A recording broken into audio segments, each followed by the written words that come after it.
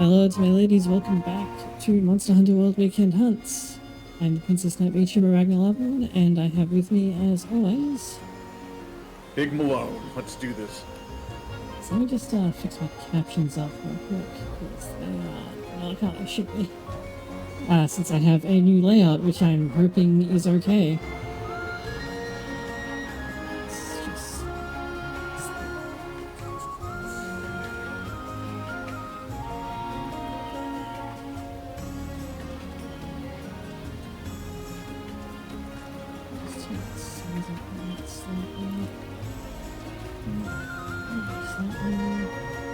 No, it's showing up. Captions, hello. Okay, there we go. So I'm hoping this looks okay. This should be the chat up in the top right. And that should be a bit easy to see on YouTube. I may need to organize the ratio of the game panel a bit. Hopefully this is a bit cleaner looking than the like eye-searing blue thing that I had before. The chat is below only the voice. Is it supposed to be under the No. It's meant to go over that because it's a Super Wars thing. There's a so for like 20 years they correctly had it like a little icon that said voice only instead of a character portrait when you were only getting someone's voice and you didn't know who it was. And then suddenly in one like fairly recent game they had a new portrait and instead of voice only it says only the voice. Which has always struck me as being really funny. Unfortunately, I couldn't find which game it was, so I had to like remake it from memory, but it will no doubt come up when I have time to get back to streaming Super Wars. Okay, so we're gonna do... Oh wait, did I do the cutscene for this yet? I don't think... I sure didn't. Okay, is this off of the Grindlands, or... Oh, no, it's an assignment, that's right, it's an assignment. Yeah, but it is in the Guiding Lands. See if you can join mine. Actually, you won't have done the cutscene yet, and yeah, no, you can't join mine. So let me, I'll jump in, and then I'll jump out and join yours. Okay. I've got a pretty good idea of where it spawns. This is about as far as I got when I was playing through this the first time. To just over slightly, because it's gonna Okay, so... Should I go to the Grindlands and sit tight? No, go to the assignment and just do the assignment. Got it, okay, got it.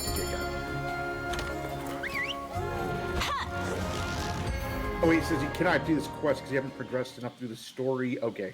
Oh wait, oh that's because I'm trying to join yours. Sorry, I wasn't making. Yeah, okay, you need to do... Host a new quest. Yeah, you do yours, and then I'll get the cutscene, and once I've done my cutscene, I'll jump out of my quest and join your quest. No, I'm not paid attention to what buttons I'm actually using. You know, it's something kind of important in gaming, right? Where did we save this?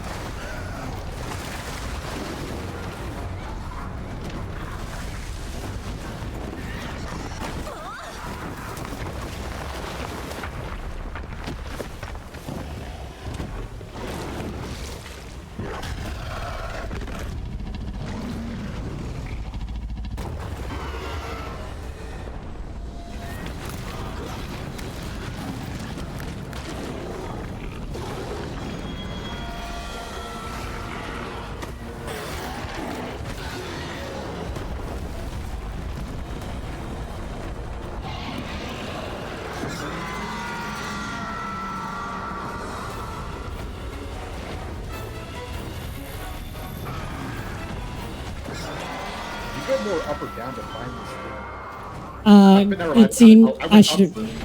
Okay, I should have checked what area that was before returning from quest. No, I just, I went the opposite direction, literally, but it's same biome, just opposite direction. Yeah.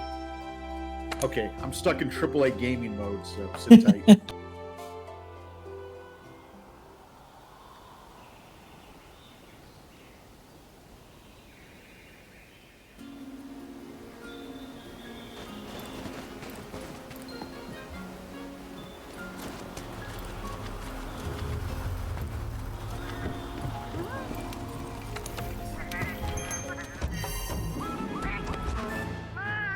充足感はなかなかのものですね。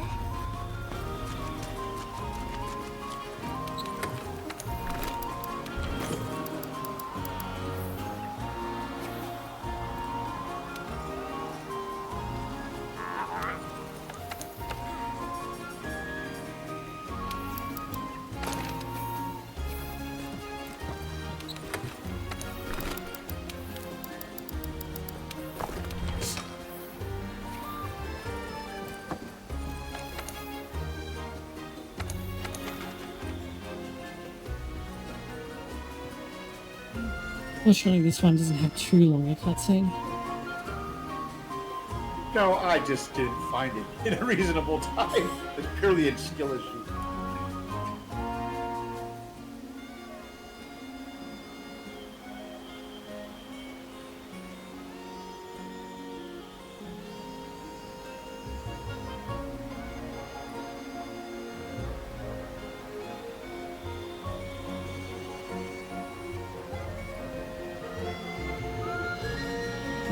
Okay, cutscene's over.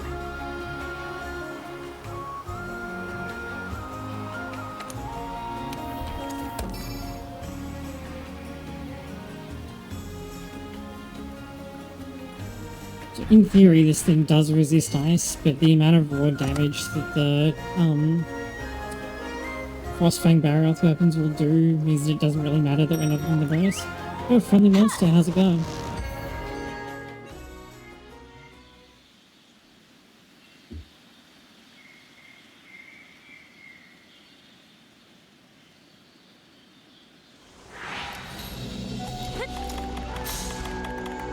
Yeah, that's right.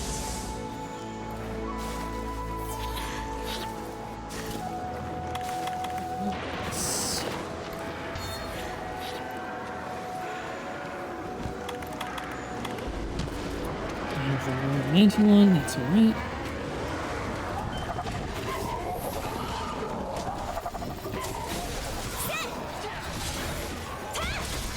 I'm just considering this like an extended button check right now. A little bit. Yeah.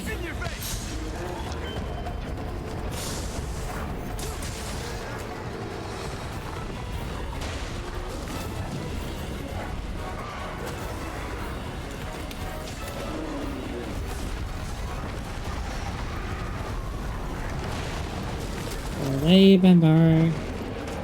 Because that's a big one, too.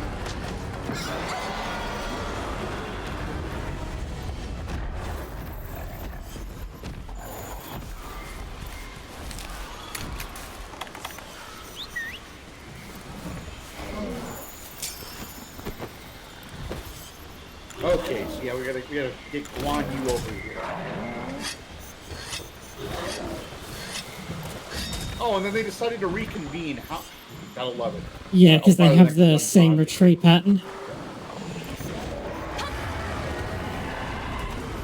Yeah, shot him in the face. Should- Okay.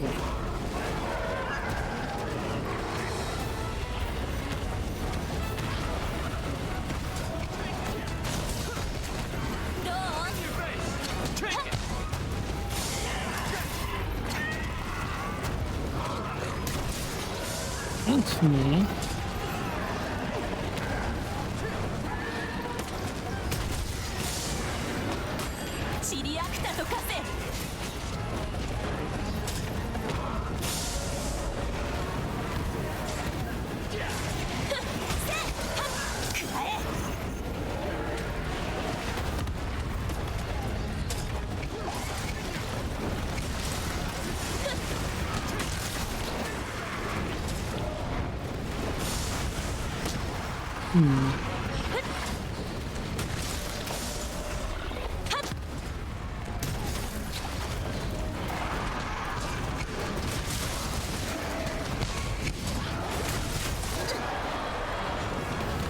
Oh, that's really obnoxious. Okay.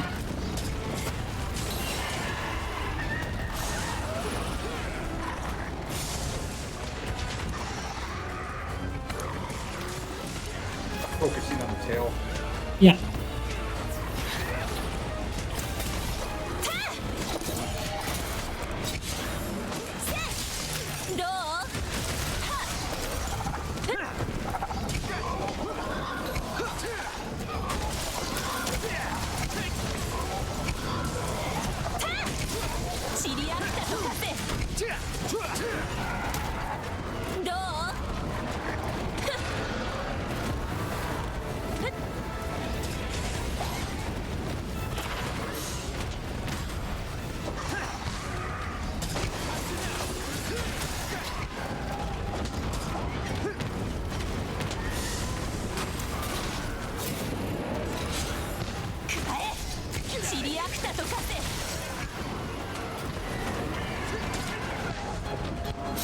Okay. Did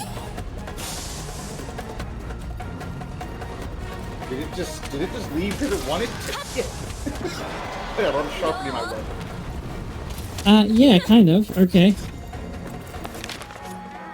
I think its attack pattern, like, carried it into the tunnel, and then, because it's not allowed to, like, stay and fight in the tunnel, it moved to the next area, and then it's like, oh, there's nobody here, I guess I'll leave. Feature-rich gaming.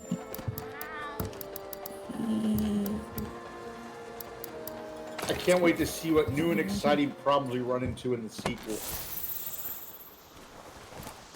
Yeah, Wilds is definitely going to be a game. Hopefully the fact that they've got all hands on deck doesn't screw it up. I don't even mean this negatively. Like, I find it charming to have these problems. These aren't real problems compared to some other games we've played on. Yeah. I just like to give Capcom shit because they're a big, they're a big house and they should know a little bit better, just a little bit.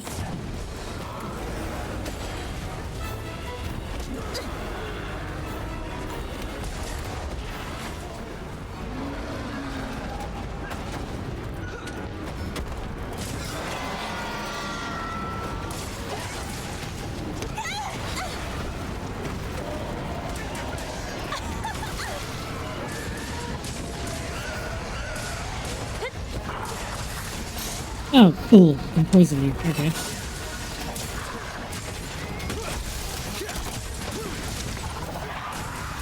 Nice tail, Tail. John.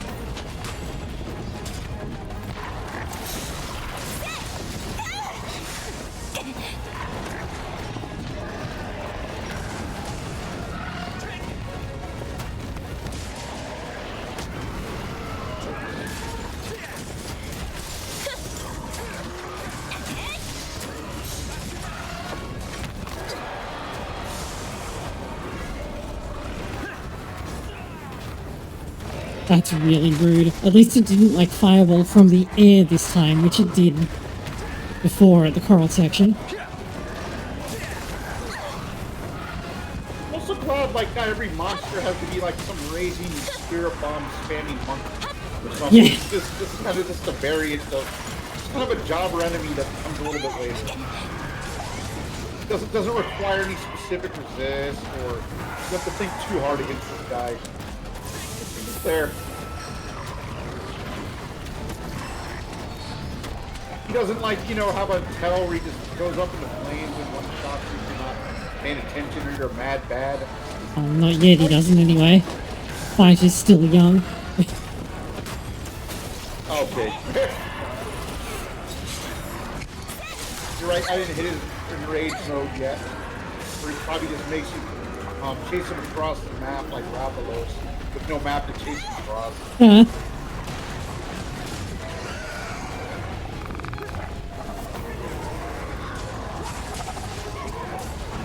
Go away, Bambar.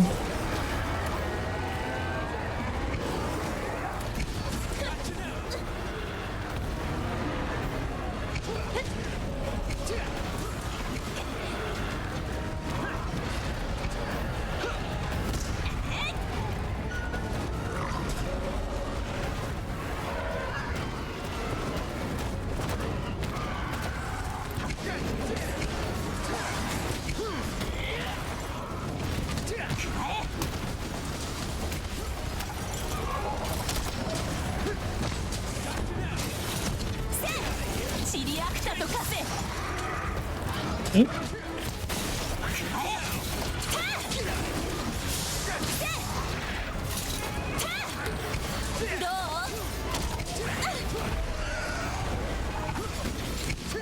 Oh yeah, I still gotta work the wall thing setup. I get a lot of them if I just understand it a little bit better. There we go. Oh. Oh, you're on it. Okay. I was like, what animation is this? But it's because you jumped on it.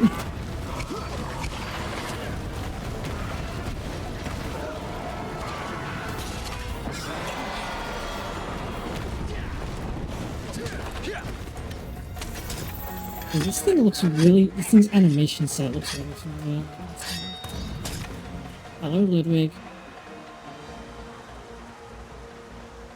It's the fixture I thought I want the real monster hunter. Okay, thank you.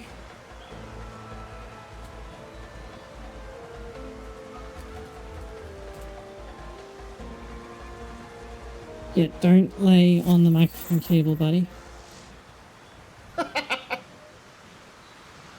It's how many cats? Okay, you have 2 cats, right?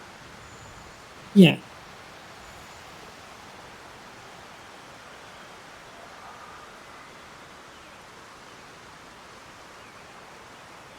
And then when I was calling Gindo, what KC was it? Is it just KC or does that stand for something? It's a short version of a feminine name because the cat is male, but I have a friend who for ages had a cat named after me. So I had a deal that the next cat that I got would be named after her. So. Got it.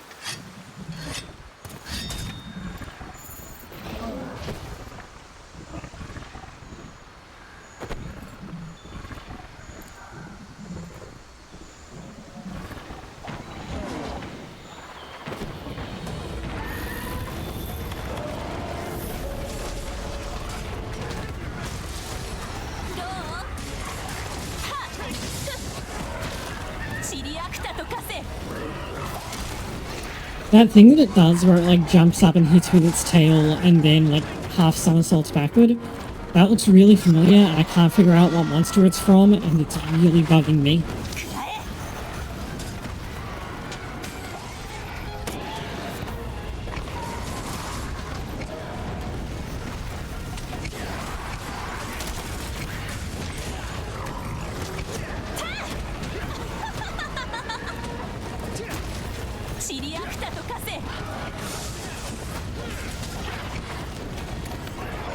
Just pretend it's a FromSoft recycle.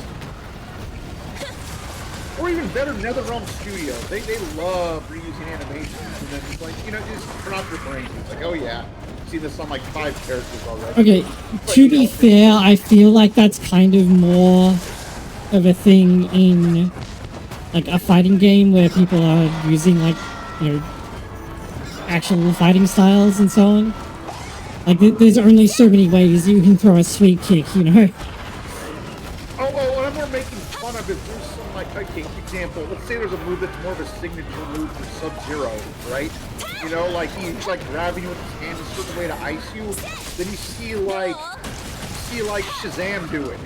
Yeah, okay. That's when things are a little bit off. That's more what I'm making fun of. Like, if you play enough of the MK, like, the later MK games, like, I think, like, 11 recycled a bunch of stuff from Injustice. It's just funny seeing like a superhero or villain doing it, and like somebody's completely opposite. That's more what it is. But yeah, like a sweep kick, I'm not gonna make fun of the uppercut. Everybody likes the uppercut. some of the flashier moves, it's like, I've already seen this before with another character. Oh, like certain cartwheel setup. That's a great example. Certain cartwheels, like really.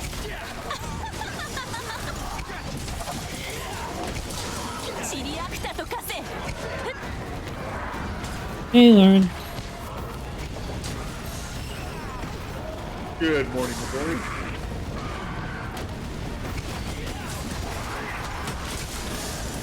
Did he just anti-A you with that? I took a little bit of damage. I don't know if it was from that or something else. I did not get knocked away. That's all that matters.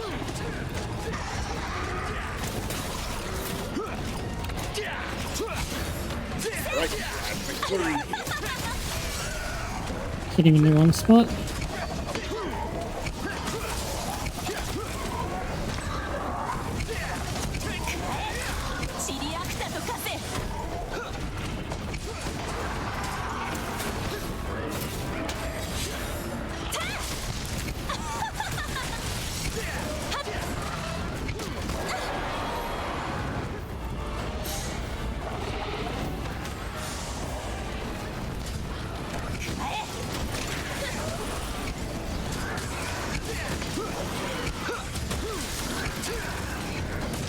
You gotta watch out for the wings. They're like so tough that most weapons bounce. So I've wounded one of them, but you'll have to go around to the other side. I'm just kind of I'm using really specific positioning to hit the head. But you actually have a better idea. But yeah, okay, so it wasn't my imagination. They're just that annoying.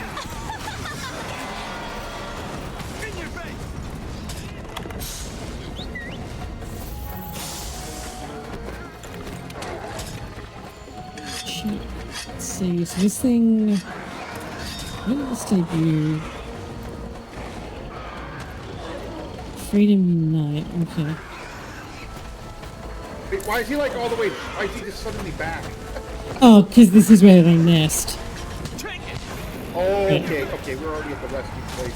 Yeah. Well, it wasn't... Yeah, I don't know if it's... Yeah, I don't see any genitalia, and I'm not sure if it's he or she. Actually, are some monsters... Do they have certain names exclusively if they're male or female? So Rathian and Rathalos are actually the same species of monster, but Rathian is the female and Rathalos is the male. And it's they're listed separately in universe, but fans generally treat it as though Teostra and Lunastra are the same species, but have sexual dimorphisms, so Teostra is male and Lunastra is female, but it's not entirely clear if that's actually the case. Okay. Due to them being elder dragons. For other monsters, I don't think they usually have... I don't think they're usually sexed, although you can assume that for the species that have, like, Wolfpack minion monsters and then have, like, an alpha, so like Great Jagras and Great Gyros and that, then the great version is probably always male. Got it. Yeah, the reason I even asked that seriously compared to some other series is I know they put some thought into their designs. For the most part, right? Yeah, Rise introduced, yeah, like it's like primary Elder Dragon pair are a mating pair that are, like, one is always male, one is always female, but they're definitely the same species. Got it. Since they're explicitly a mating pair.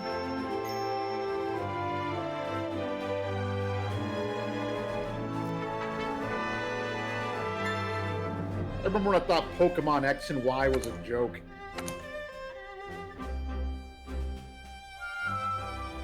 And they never gave us Z, which I'm really sad about because they set up for it really well. Oh. Yeah. Like, X and Y has this, like, sort of meta plot about, the third legendary type that goes with the, box legendaries, who has this, like, Defender of Nature theme, and then they just never did anything with it. Whoops. Yeah.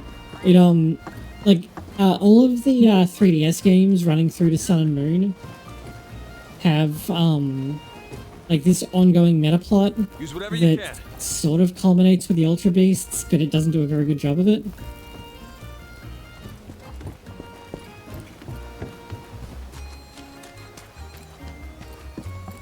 Oh, really? I thought that the, no, Jagras, but I thought all the Great Jaggy was always male as well.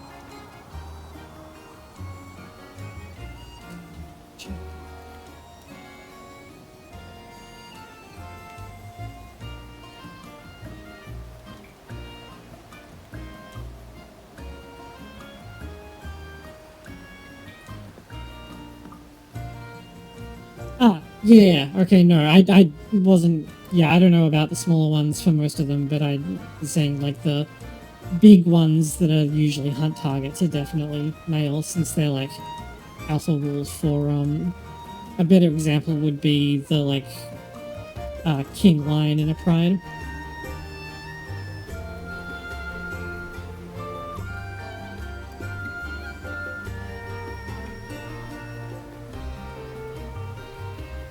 Okay. So the Royal Ludroth isn't actually like a subspecies, which is, I assume, why it's not listed as a Great Ludroth. It's called a Royal Ludroth.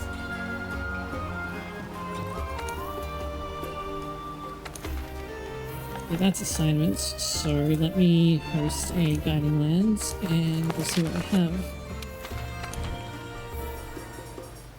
Okay, so by doing that quest, we've unlocked that monster from showing up.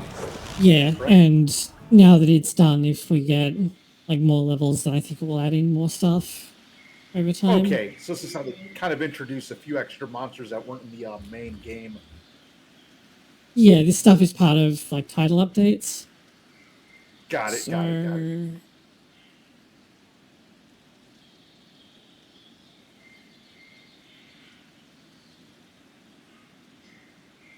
Yeah, like with a king lion and a pride. Oh, do they? Okay then.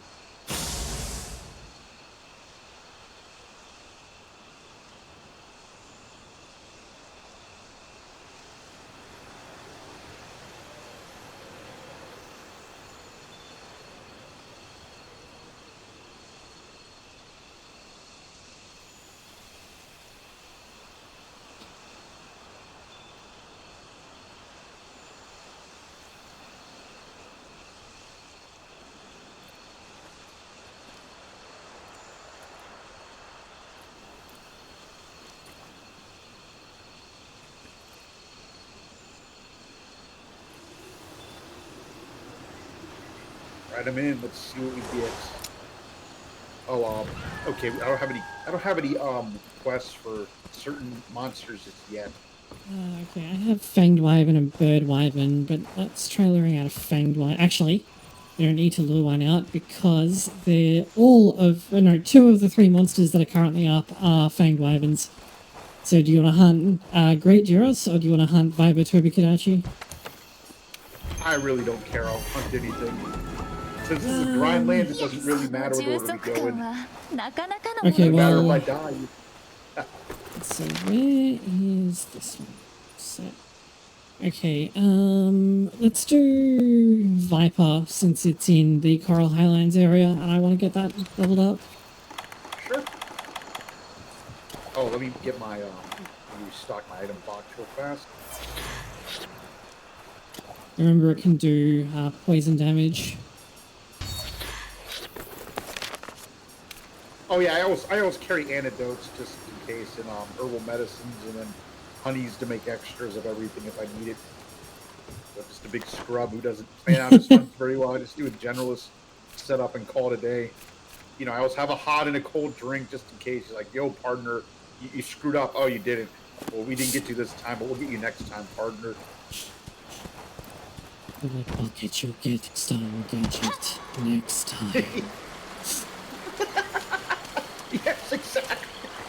Next time, Gadget, you're gonna forget the cold drink to run your joints, and I'll get you.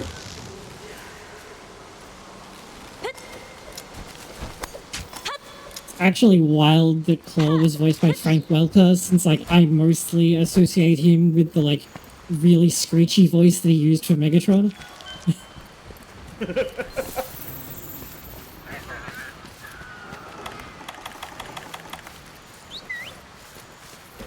Oh, whoops, you went up. Okay, you went up. Yeah, it's in the coral area.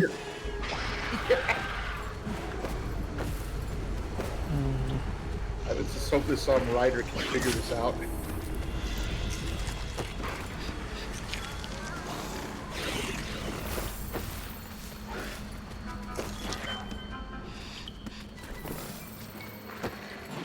Lauren can probably answer this. Is it a Diablos all female, or is it just that the black ones are the ones that are in heat? Or should I assume that if Black Diablos and Diablos appear on the same stage, that they're both the same sex? Wow, my ride just started walking straight before making it up a climbable vine and just fell off. I wish I had a clip of that. It just didn't quite make it to the top of the cliff and just did some air walks and then fell.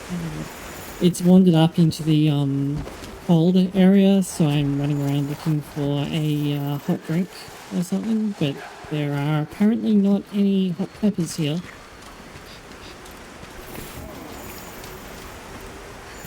Alright, here we go.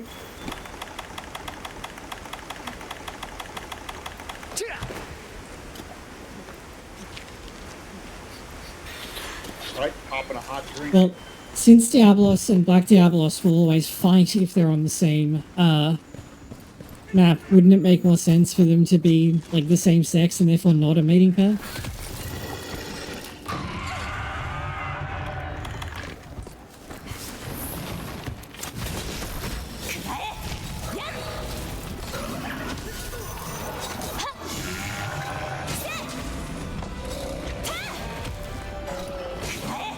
I don't have any slinger ammo. And I ran out of stamina. And I forgot to set my cat back to a better tool. So I'm just doing really well. I mean, every time you die, all it turns into is more power-ups from that one ability. Yeah, fortify. In fact, I need to make sure I have a fortify set up when I do this. Just if we're having trouble with stuff, just give a little edge for a bit. And what if the Black Diablos is also female?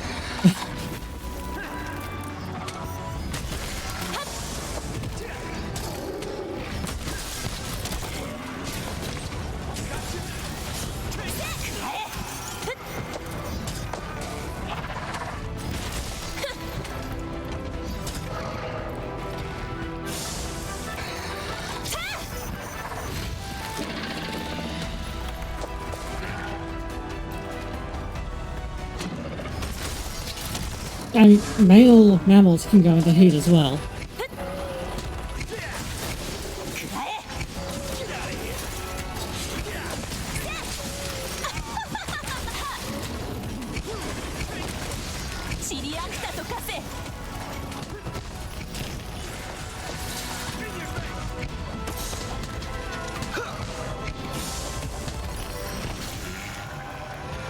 Okay, so you would assume that if it and a normal Diablos are together, then they're both female, since they fight instead of mating. I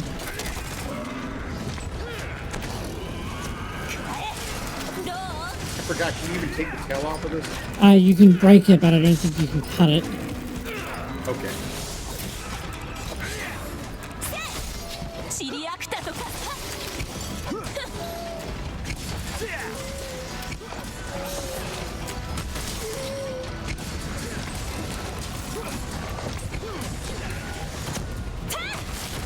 Maybe they mated already.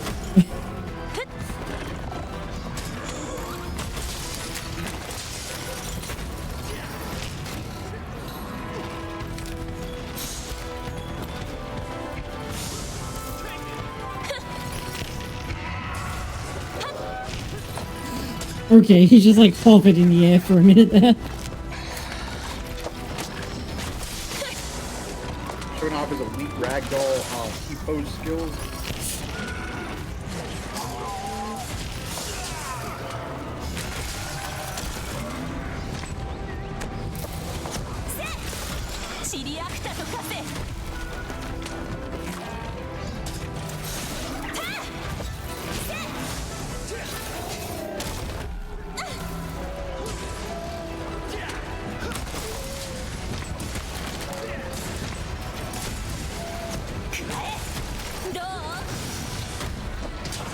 Yeah. Maybe like seahorses, they just change into whatever they need to be as the population changes and go into heat. There we go. Yeah, Ragdoll, you need to like do a scientist look and just try to describe the situation. Do a Like Monster a Hunter video. ecology video, yeah. There's actually a few of those lying around that look like they're pretty well done, so I have not really thought about doing it myself. That shouldn't stop you.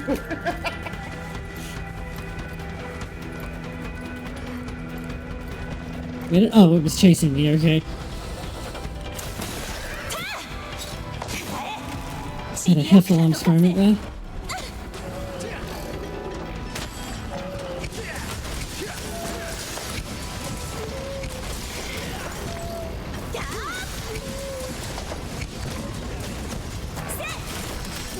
Call it like deep Go ahead and make that ASMR then. is what we're gonna be doing.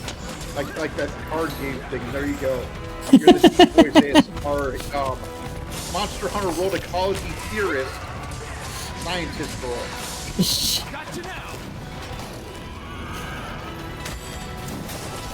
Yep. One of my buddies was encouraging me to make videos about fear and hunger, because AI generated stuff, because some of the content was just so out there, the fan theories that don't really make sense. He swears people just read AI generated scripts. Like, you should try it, man. Not even playing the game. See people consume your content. Just so the Dark Souls school of talking about lore, just make shit up and then pretend it's true. Yeah, 100%. That game has a lot of that going on. And so yes, it would be the exact style. It's like, oh yeah, see this one pixel here? It looks like a signature from one of the developers. This means it's a self-insert. Just going from there. There's a funny example of that in Tekken 7. Way back in Tekken 2, the floor texture of the Heihachi Dojo stage had a little umbrella graffiti with a kanji under it that was popularly... One of them is how Heihachi writes his name, and the other one is usually used as a girl's name, and it was popularly read as Kazumi. And when Tekken 7 came out, they introduced Heihachi's wife, who was named Kazumi. And I'm pretty sure that they did that just because fans noticed this little doodle and were like, oh, we reckon it's Kazumi. And they're like, okay, we'll just like go with what the fans said. Well, yeah, the shit. Oh, that sounds really good. Sorry, go. I was talking to Lauren. That channel sounds really good though. Yeah, Shinlong became a character in Street Fighter because people not understanding it meant Dragon Punch. Yeah. Oh, you ever played Planescape Torment? No. I've heard the name a lot, but I've never actually played it, so I don't know much about it. Okay, you can lie and say your name as Adam or something. Let's say Adam, because I forgot exactly what the name is, but you can say it so many times that he becomes a real character and then calls you out on it using his identity. That also happens in Baldur's Gate 2. If you name yourself Driz de Worden, then the real one will show up and duel you for the name. That's great, because I know if you kill him in Baldur's Gate 1, he'll come back with a vengeance. Yeah. Oh, we got it. There I was charging off.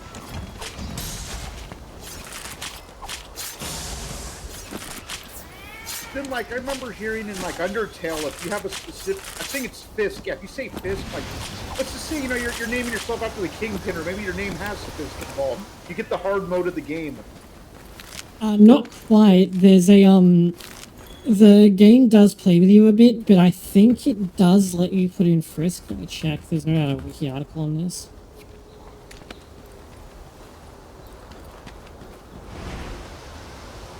I know there's something about how the game handles the name input. Oh, don't worry too much about it. By the way, I'm in front of a crystal. I know you oh, yeah. Oh, yeah, you got it. Yeah, and there's, yeah, okay. The modest. Need to get the disco mod. It's so useful. Okay, let's see. But that's what somebody told me. Maybe he was mistaken when he said that, but it just sounded funny. It's like, yeah, I just happened to use that name, and then...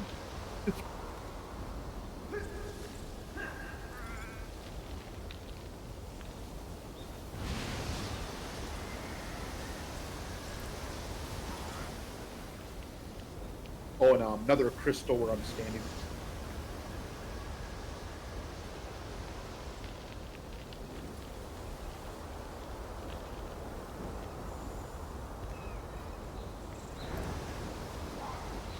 Also, I got Flying Wyvern category. And you do too. Okay. Yeah. We're the Alright, so let's lure one of those out then.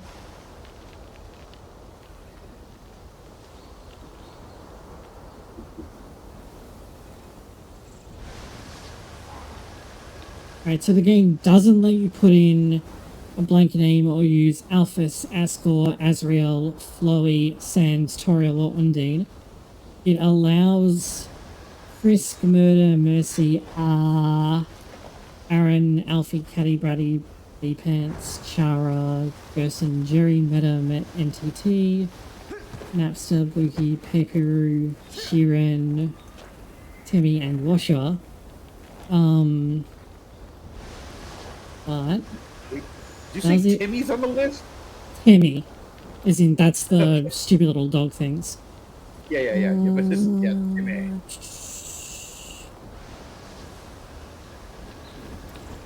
Okay, yeah, no, Frisk does activate hard mode.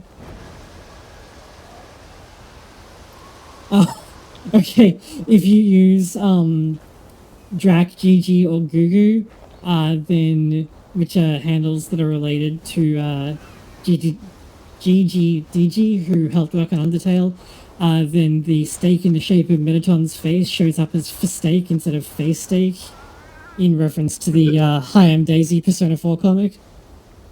Oh my. Which actually got referenced in Persona 4 Golden.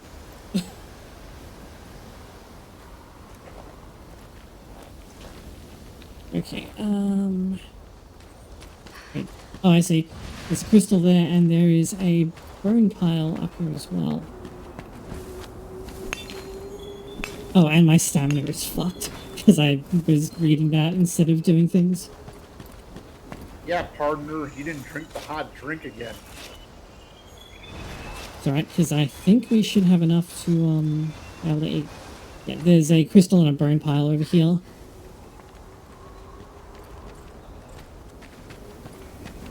I assume that over here is the crystal that you already got. Yeah. Okay. Jump back to your camp.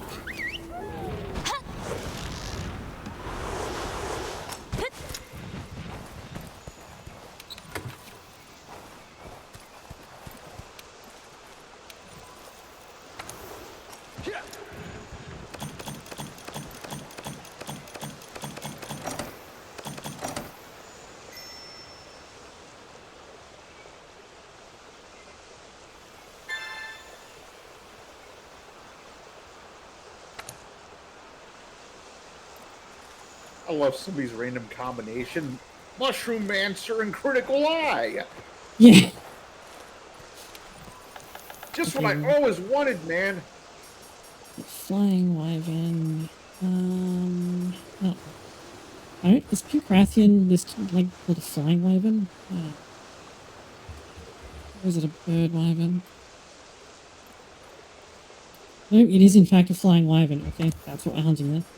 Let's do Coral Region and try and get that up. Don't forget to eat. Okay, yeah, what is it? It's a Pancrathian, so I should go on that fireproof mantle.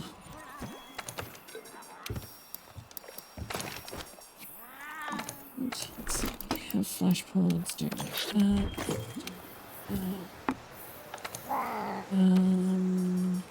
I'll keep the flashfly cage on the Palico.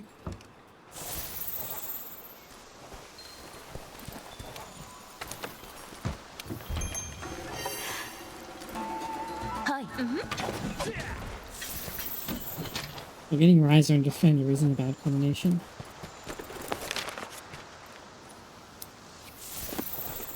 Yep. This way, apparently.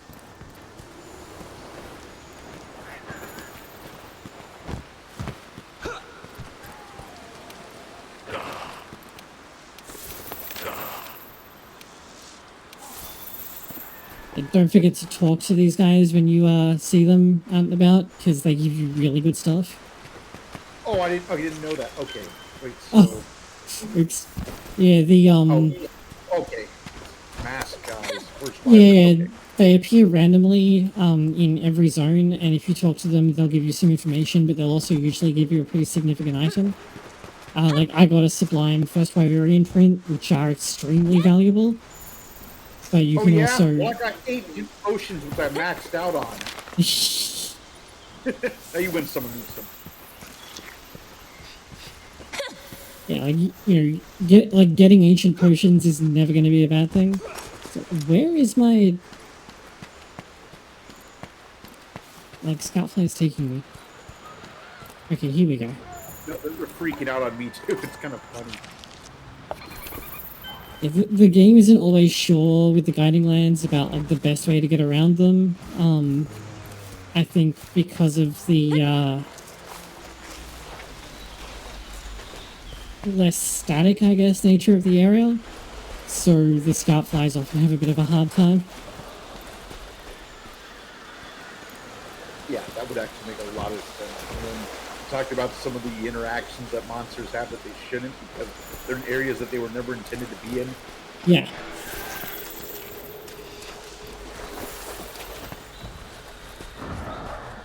Oh, here it is.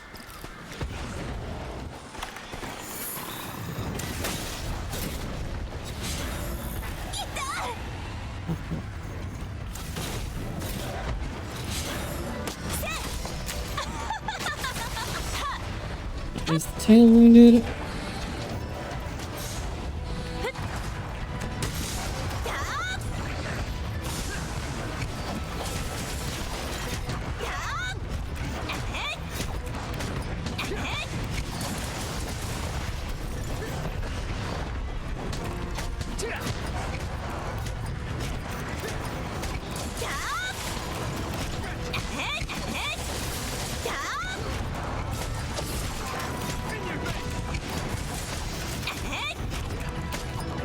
Nope.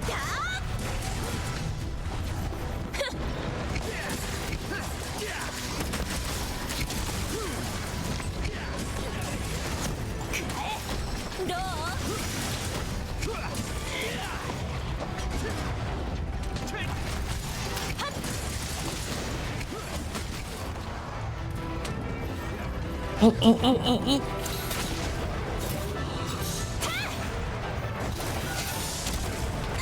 Just in time.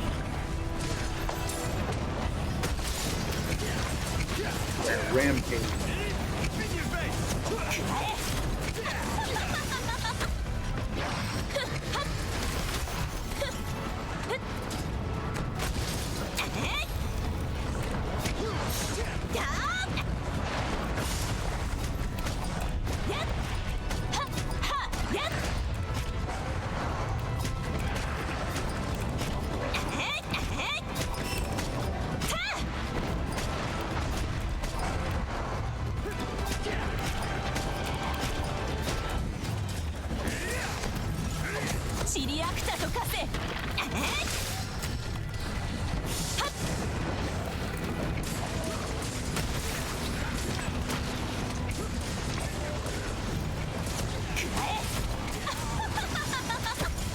Okay, I don't know how its tail isn't broken yet, but... Oh, and it got paralyzed, okay.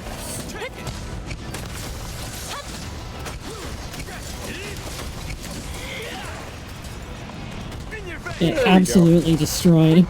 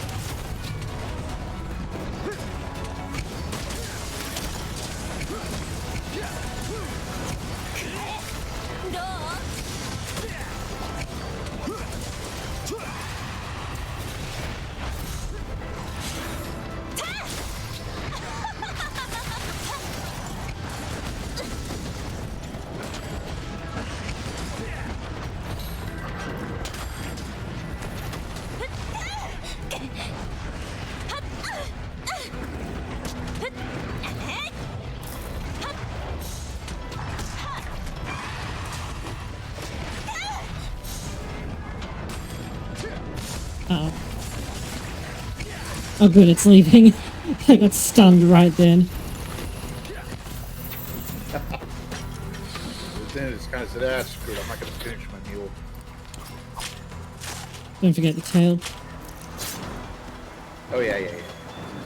There's also two mining outcrops up here.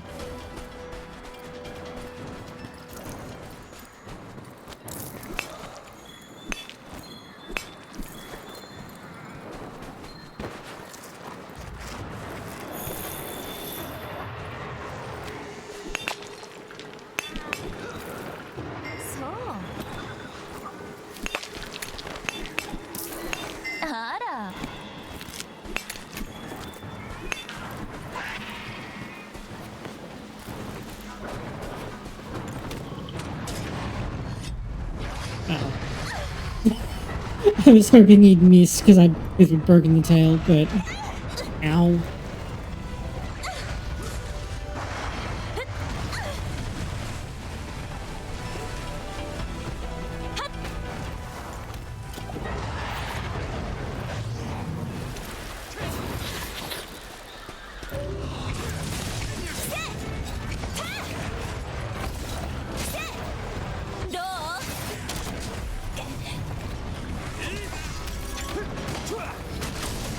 Okay, so this is a reminder. If I do the claw jump, how do I have ammo? How do I bang him and get him to move again? So you need to use circle to slap them and make them change facing. You need to be on the head for them to do that. And then you use R2 or I think it's called R trigger on an Xbox controller. Yeah, I use And R2 makes sense. yeah, okay. And then that fires all like a big chunk of the slinger ammo.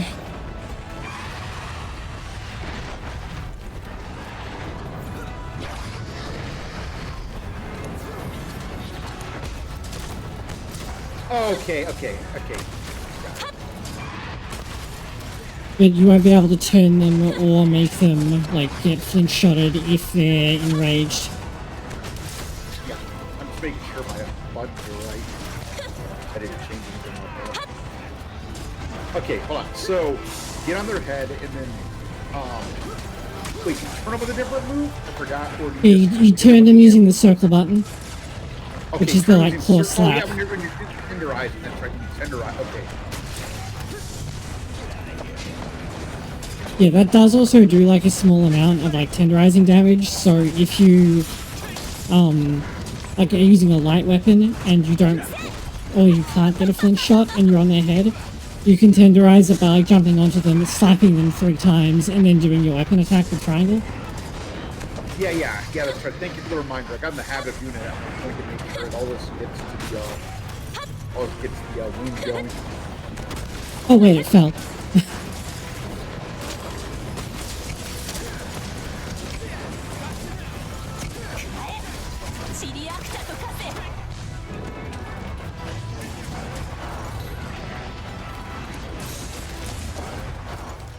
Go down a second time.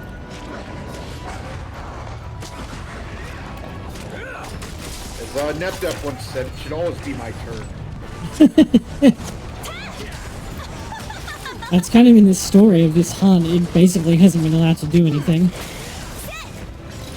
Then my friend said in response to that, yes, set play is a great way to play fighting games.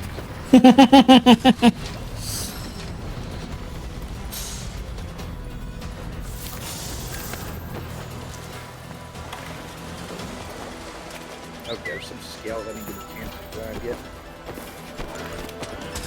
Are you using the plunger blade? I've got the flashlight cage on for this one because it does it can potentially hover around in the air. Dropping a shit ton of stuff. Okay, that's I was like, wow, I'm not surprised. I usually don't see that one.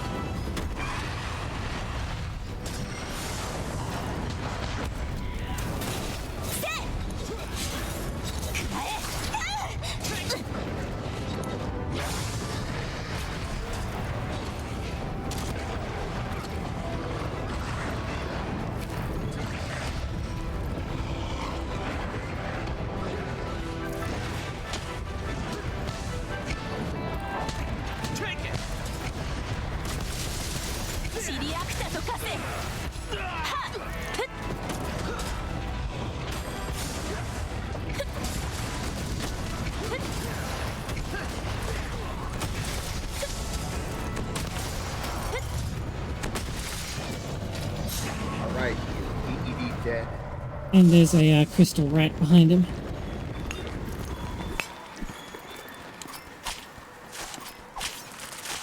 Funny enough, only for you. Oh, really? Yeah. No, I don't. I'm pretty sure I didn't get that one, but something Society Capcom. It seems like some of these are like client-sided. I'm believing that from just what I'm seeing here. Okay. That's really weird. Like, is there a bone pile where I'm standing to you? Yes. Yes, there is. I don't know. Maybe I did get it earlier and didn't notice, but I kind of doubt that. But kind of like, okay. But it would not surprise me if like a few of them were client-sided. Not one bit.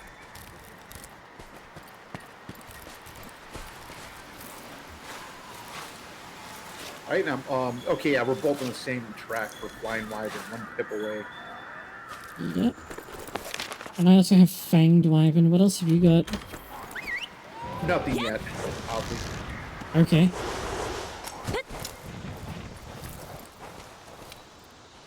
I'm in combat because a jobber took interest in me. Oh, I got a Rathian Ruby.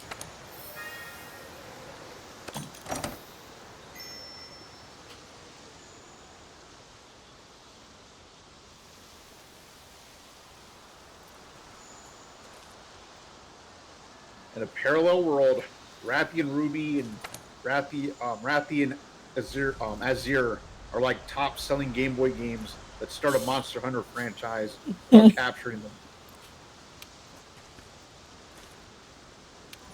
Oh, on DMG? Yeah, okay, one sec.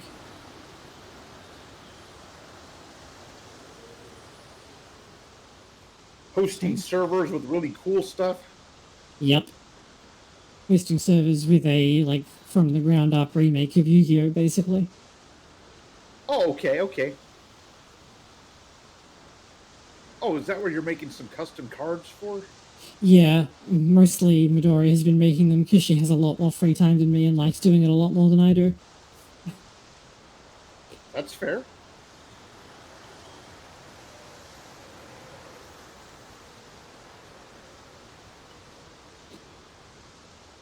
Well, Midori, welcome to the world of the living.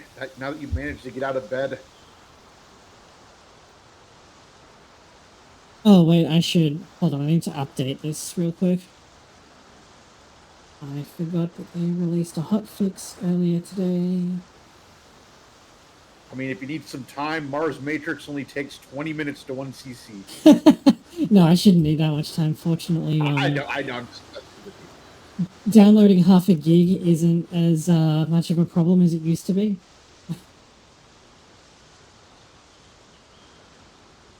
Yeah, back in the battle days. So,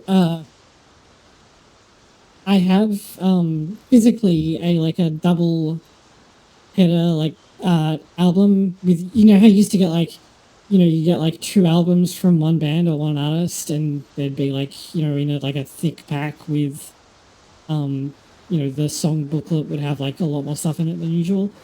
Yeah. We have one of those for Meatloaf's Battle of Hell 1 and what's the other one? It's got Bad for Good on it. I think it's all revved up and no place to go. Either way, someone I knew through a friend was like, "Oh, I have like Battle of Hell 1 and 2 if you want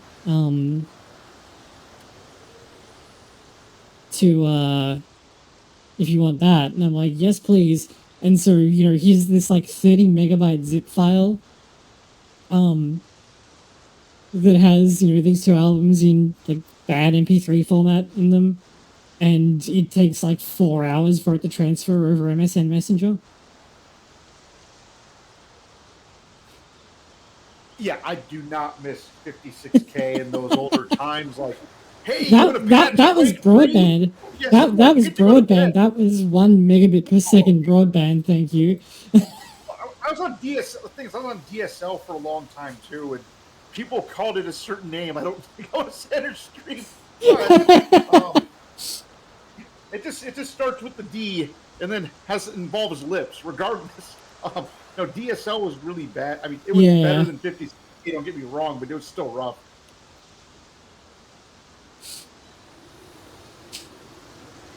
Okay.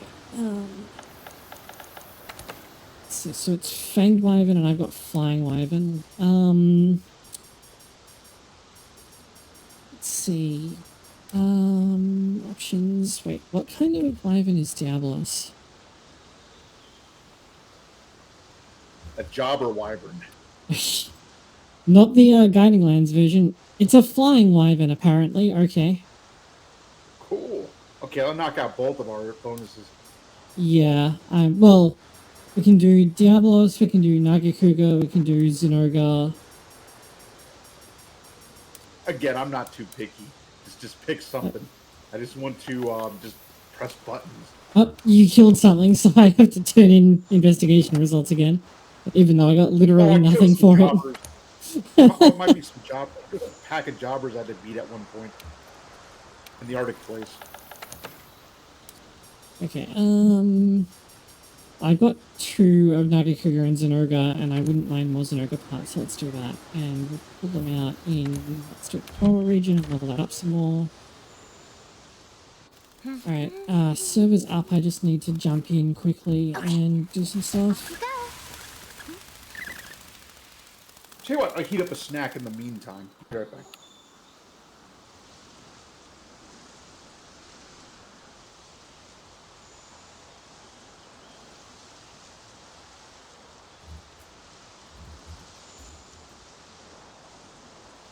Ooh, okay. My computer does not like running this, having this open at the same time as well.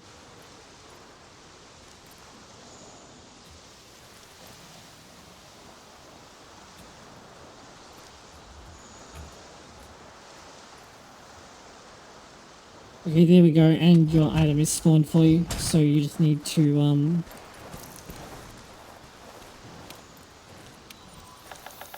Didn't I say to lure out Zinogre? Yes, I did. Okay, just needs to clean a monster first. Okay, Lauren, you're all set. I haven't done the ban list yet, because that would take a while, but I've done the, weather and stuff. Thunderproof, no, R1, 10, Thunderproof. Go.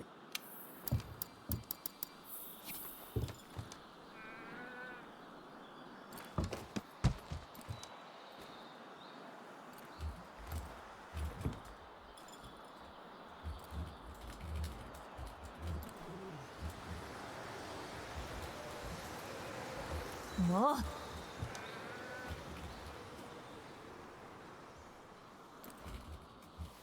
Okay, I got some food heating up, but I can join you anytime in the fight, or if you Yeah, start, I don't mind either. I am all set. The Zinogre should have shown up by now. Okay. Thunderblade. It's thinking about it. Okay, it should be in the coral area.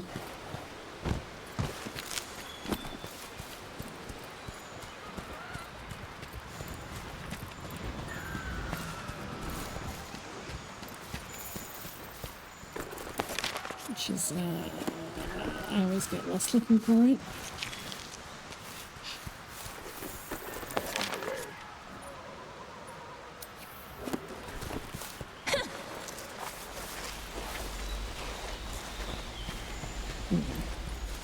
Oh, I went in the Rotten Vale. Whoops. Yeah, it's really easy to get turned around in that little section because it like branches off into like the coral area and the Corvus Reach area and the lava area in like the Elder's Recess type area and the Rotten Vale. So if you take a wrong turn, it's like, oh, I'm just in the wrong spot entirely. But I am glad it's visually distinct enough for me to tell that almost immediately. That's good on their part. Yeah. Where some other games will just kind of like jerk my chain for a bit and be like, oh, by the way, you know, you're in the Lost Forest and you don't even know it. And I think your Hot Pockets are ready because I'm pretty sure I just heard your microwave go off. Yeah. Well, actually, it's spaghetti, thank you, but yeah. Oh, my father once said like Hot Pockets are a biscuit for adults, like a man biscuit. It kind of makes sense if you look at the shape of them and think about it. Yeah, it's like just throw it to a dude. It's like there you go, there's a biscuit for you. Oh, it's just down there. Okay. Or is it? It's in area 10. Yeah, Like it showed up behind me. My mount was just doing whatever it wanted again. You know the usual. Be back along on the mount's ready.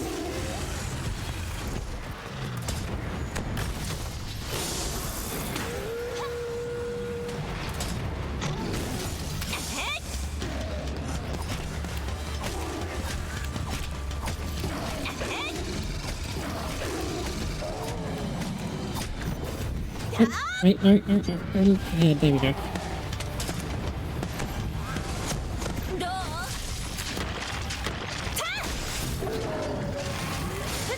That guy, that you're again, kind of just there when I came back.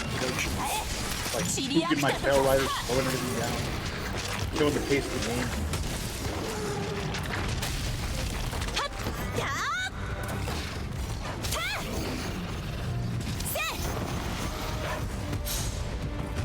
If only we had some bugs that could make us move really fast.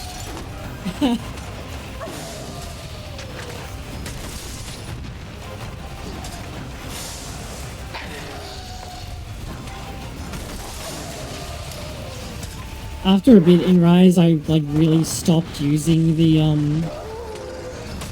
Palamute as much because you can get around so quickly with the Palico.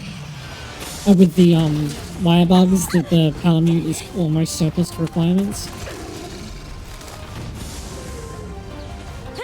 Well, if you're a mad bad, one of the biggest benefits is being able to use items and sharpen on the go. But that's why I said mad bad.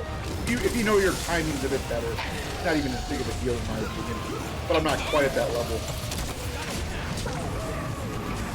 Also, because I already play Insect Wave, I play the game like I don't have wire bugs. I have all that mobility. Instead of thinking, oh yeah, my mobility is just that much bigger. I just take it for granted that I kind of have it at the start. I still need more of it. That's why I struggle in that game as an Insect Wave user.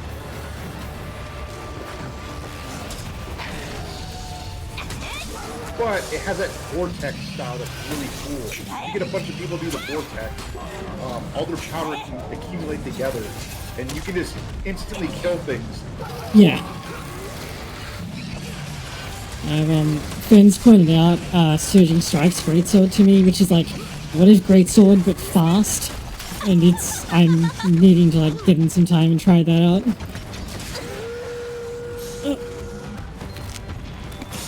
Okay, he's doing his unicorn impression here. Yeah, fortunately it doesn't make him super bouncy, but it does mean that his like super meter is maxed out, so he can hit you with Power Geyser. Wait, this is the Terry Bogard guy? Yeah. Like a bunch of his attacks are just actually Terry Bogard moves. Copyright infringement free.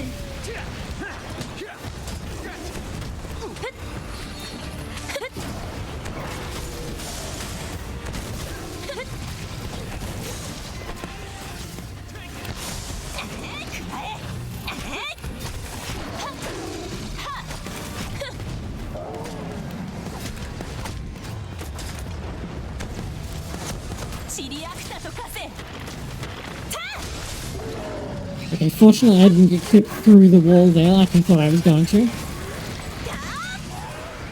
Okay, there's the Fanged Wagon capped out.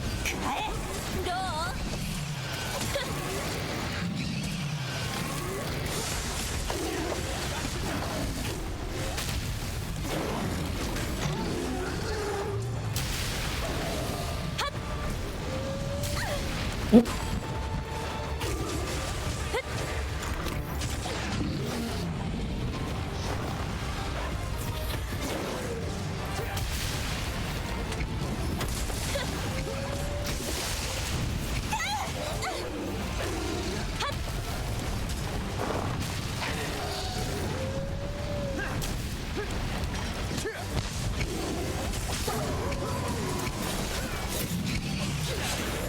Aiming for a stagger. シリアクタとかどう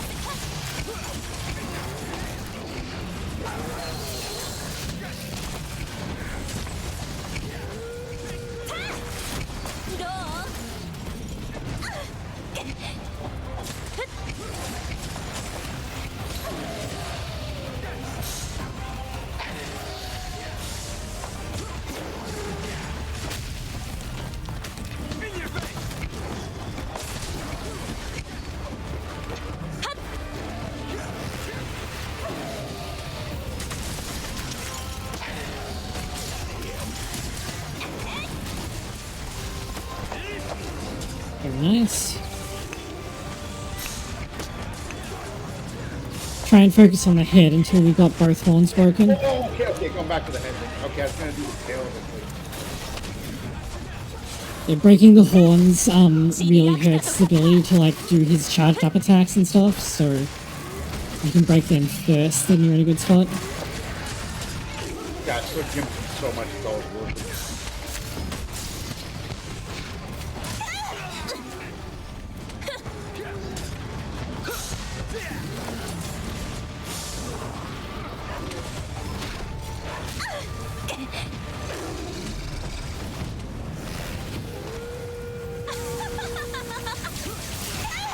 Oh, okay, I thought that was just a visual effect, but no, it actually does do damage. I thought the lightning was cosmetic. No, I agree with you. I thought it was strictly cosmetic.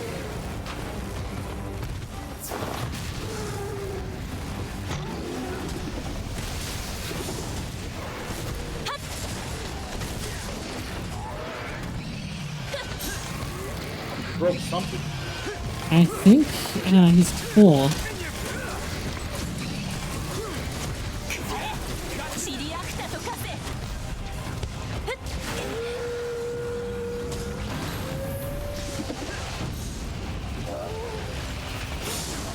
What's that? What did the hold on, I don't have OBS up. What did the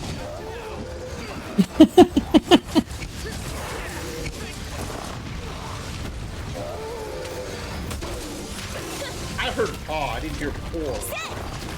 I might use pour, but at least I got my paw.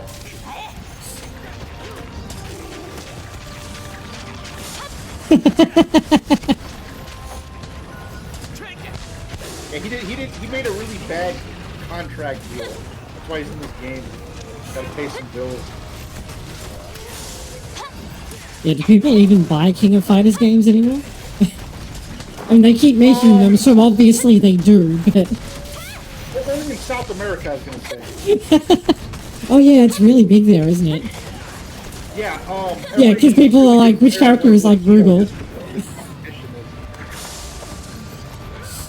Then, China, it kind of ended at 98. Okay. Pretty much, if you're not playing 98, don't even bother.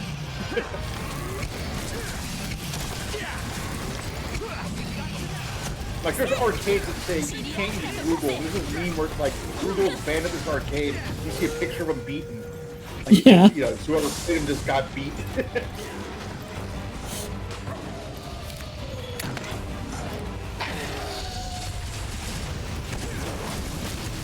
Oh yeah, no, that's right. I remember seeing someone posted a picture of like like VR Discord or something, and it was someone who was on the chat in Grand Blue versus Rising, asking which character was most like Google, and they were like, "This is the most intimidated I've ever been." Grand Blue versus, you just play the puppet chick and then you just win the game. Yeah, that's in the first game. Rising is apparently like an actually good fighting game. Well, I mean, it's more balanced, but she's still like top tier. Don't get me wrong, her abilities are just that good. Okay. Oh, well, puppets are like a pain in the ass to play, so I don't really mind if they're really good. No. Hers is dead. Hers doesn't play like Eddie where it's negative edge. It's stupidly easy. Oh, okay. Like you could probably learn her 80% combos in less than an hour. Easy. Okay. And like this is also a counter hit or like a really easy counter hit bait setup or something. There's some really dumb touch of death. Yeah, Nier, thank you. His name's Nier. Yeah. No, Nier has some really easy setups, but yeah, Nier's a good top tier character. Skill optional. Well, like you're talking about a wonton disregard for skill. That was your wonton disregard for authority, but no, this is disregarding skill. I usually you with crossover games like that, you really do want them to be like super accessible, because like so much of the potential player base is by definition people who don't play fighting games. So I can definitely understand that. Let's see if it gets patched if enough tournament players complain about it. I mean, everybody has an equal chance to pick the same character. No, like in CS:GO, well, not CS:GO, but 1.6. I mean, no, it was Source.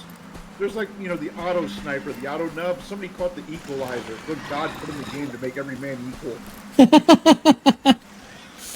Because of the low amount of skill it took. I mean, it's just point and click and so fast, so much damage.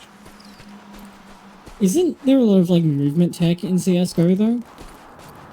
Or yeah, like no, I mean, Go is more balanced in that gun. Typically, you're not going to see that gun in competitive play, but this is like even easier. It's easier to use in the off. There's like no like if you mess up your shot, it's fine. It's semi-automatic, but you know, like CS:GO and stuff, I don't think it's used as much or people bother than tournaments. It's too expensive, but in casual play, it is the okay. equalizer. It's a new cannon. Let's see if I can break its back. What's funny is people bitching about the balance of a game when they're not playing for tournaments. For example, like Dota, like a lot of MMOs are actually bounced around drafting and picking. Yeah, I was gonna say. Yeah, but most people don't play it that way. Like yes, so for most people the games are balanced. Yeah, because you're playing the most imbalanced mode, which is all pick. It's not meant to be played as all pick. It's not the default for tournaments. Heroes of the Storm kind of tries to have like the best of both worlds because it tries to avoid getting duplicate characters when you are like quick matching. And it tries to like vaguely balance the teams so that if you have like, you know, characters in a given role, then you won't have duplicate characters on the same team, and the teams will have the same like number of characters of various roles, but it does not always work that well. No, but I do like that they did try, like, you know, let's say I just feel like playing some really casual ass, whatever the name of the fairy dragon is for auto healing. That little fucker. I know who you're talking about. Brightwing. Yeah. I was gonna call him Puck, that's the wrong name, but basically, yeah, like, you know, let's say casually feel like playing him, boom, I instantly get a match, okay, I'm drunk, I want to play Alpha Rock, like, I will you towards him? Easy, I'll get a composition where at least I might get a healer, but you know what, if I don't get a healer, neither does the other team, so we both get really crappy composition. Like, yeah. No, I do like that style for what it's worth. Yeah, and I do think HOTS has, since it has continued to be patched, mostly for balance things, but it has occasionally done quality of life things, it has at least acknowledged that quick match is like the most common way that the game is played. So it acknowledges that in patches when it's like, okay, yeah, we're hitting this because it's doing like way too well in quick match. Or like it's like super pub stompy, like beyond what we want it to be. And it's not like there is a tournament scene anymore since they they just suddenly dropped all support for the tournament scene. So you know, I stopped playing that game only because it said it's in maintenance mode, so I presume that they're just going to stop all support a lot. I guess they're still going, but I thought they're going to give up on it a lot sooner. So like, I'm done with this game. But I was surprised to see that it was going as long as it did, and I guess it's still going, yeah? I think there's like one person who really cares. I mean, I'm sorry, when you try to get a match, can you still get matches? That's a better way to say it. I don't care about easy. Like, I play with Lauren, like, fairly regularly, and it's pretty rare to wait for more than a couple of minutes for a match. Even if you're not playing, like, an in-demand, like, queue. And the game has like little incentives in quick match where it's like, I'll play this character and you'll get like bonus experience. Because like that, there's not enough of this role or this kind of character in the quick match queue at the moment. Yes, that's why I pick Brightwing and then go AFK. No, I'm kidding. He takes more to play than that, but I do like his auto heal. Yeah. So, yeah, the game is definitely alive, and in fact, I think like the last two characters were actually added to the game after it went into maintenance mode, and it has been like they say like long-term support, so maintenance, but they have actually been doing maintenance and long-term support, so it's not like the game is abandoned. It's just like abandoned as a competitive game. Like with tournaments and stuff that are being sponsored and run by Blizzard. Yeah, and I like it as a casual game. I don't like playing it sweaty, but you know what? When you get to a certain point, it's every game becomes. But hey, it's fun while it lasted. But I do like it more definitely as a casual game. Yeah, they've as Lauren said, they've said that there's not going to be new content. I think the last thing they added was like Ghostly Butcher skin. But they've kept up with like balance patches and so on, so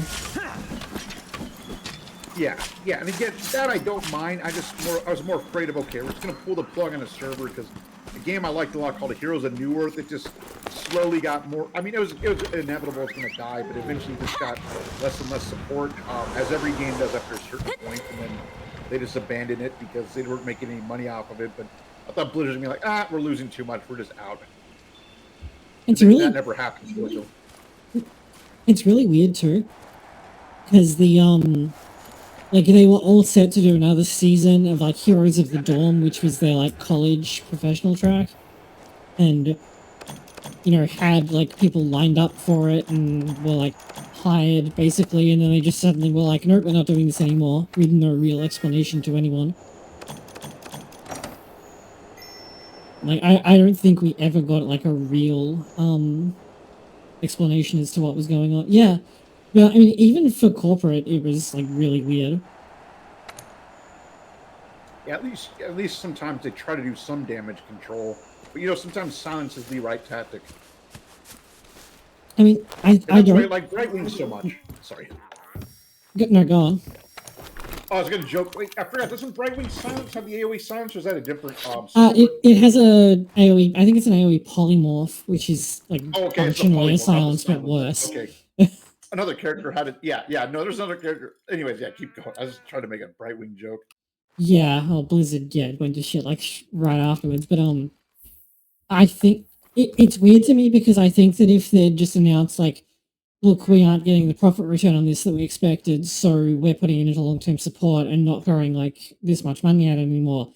I don't think anyone, like, people would have complained, but I think it's, like, an understandable thing to say, whereas they've never said anything about it, and it's just really strange.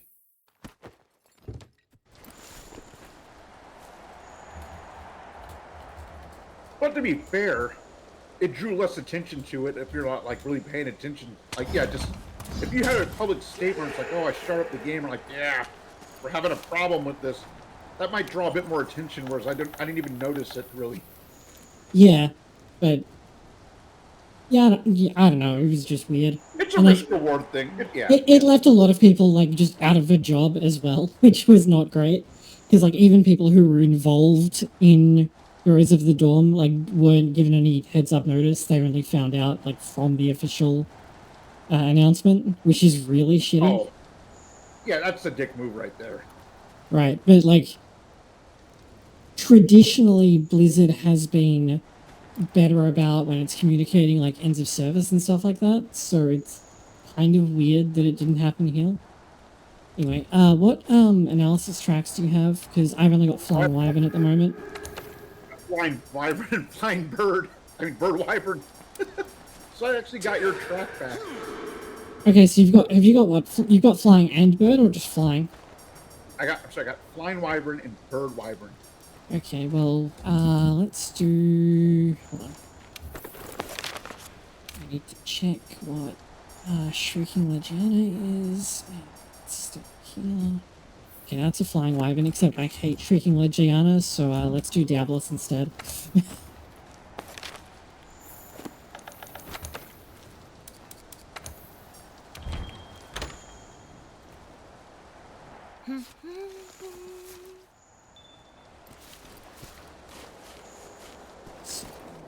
Vitality Mantle. Don't need flash pods. I do need banishing balls back.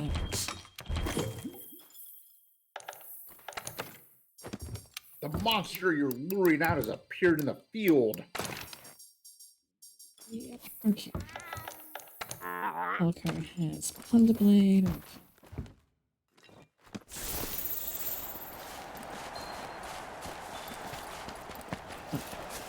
Moving food would probably be good.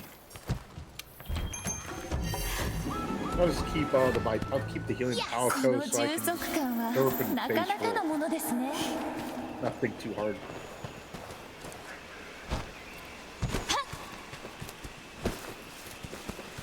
Oh, wait, did I stock up my... Yes, I did. Okay. I didn't stock up my Mega Potions last hunt, so I nearly ran out.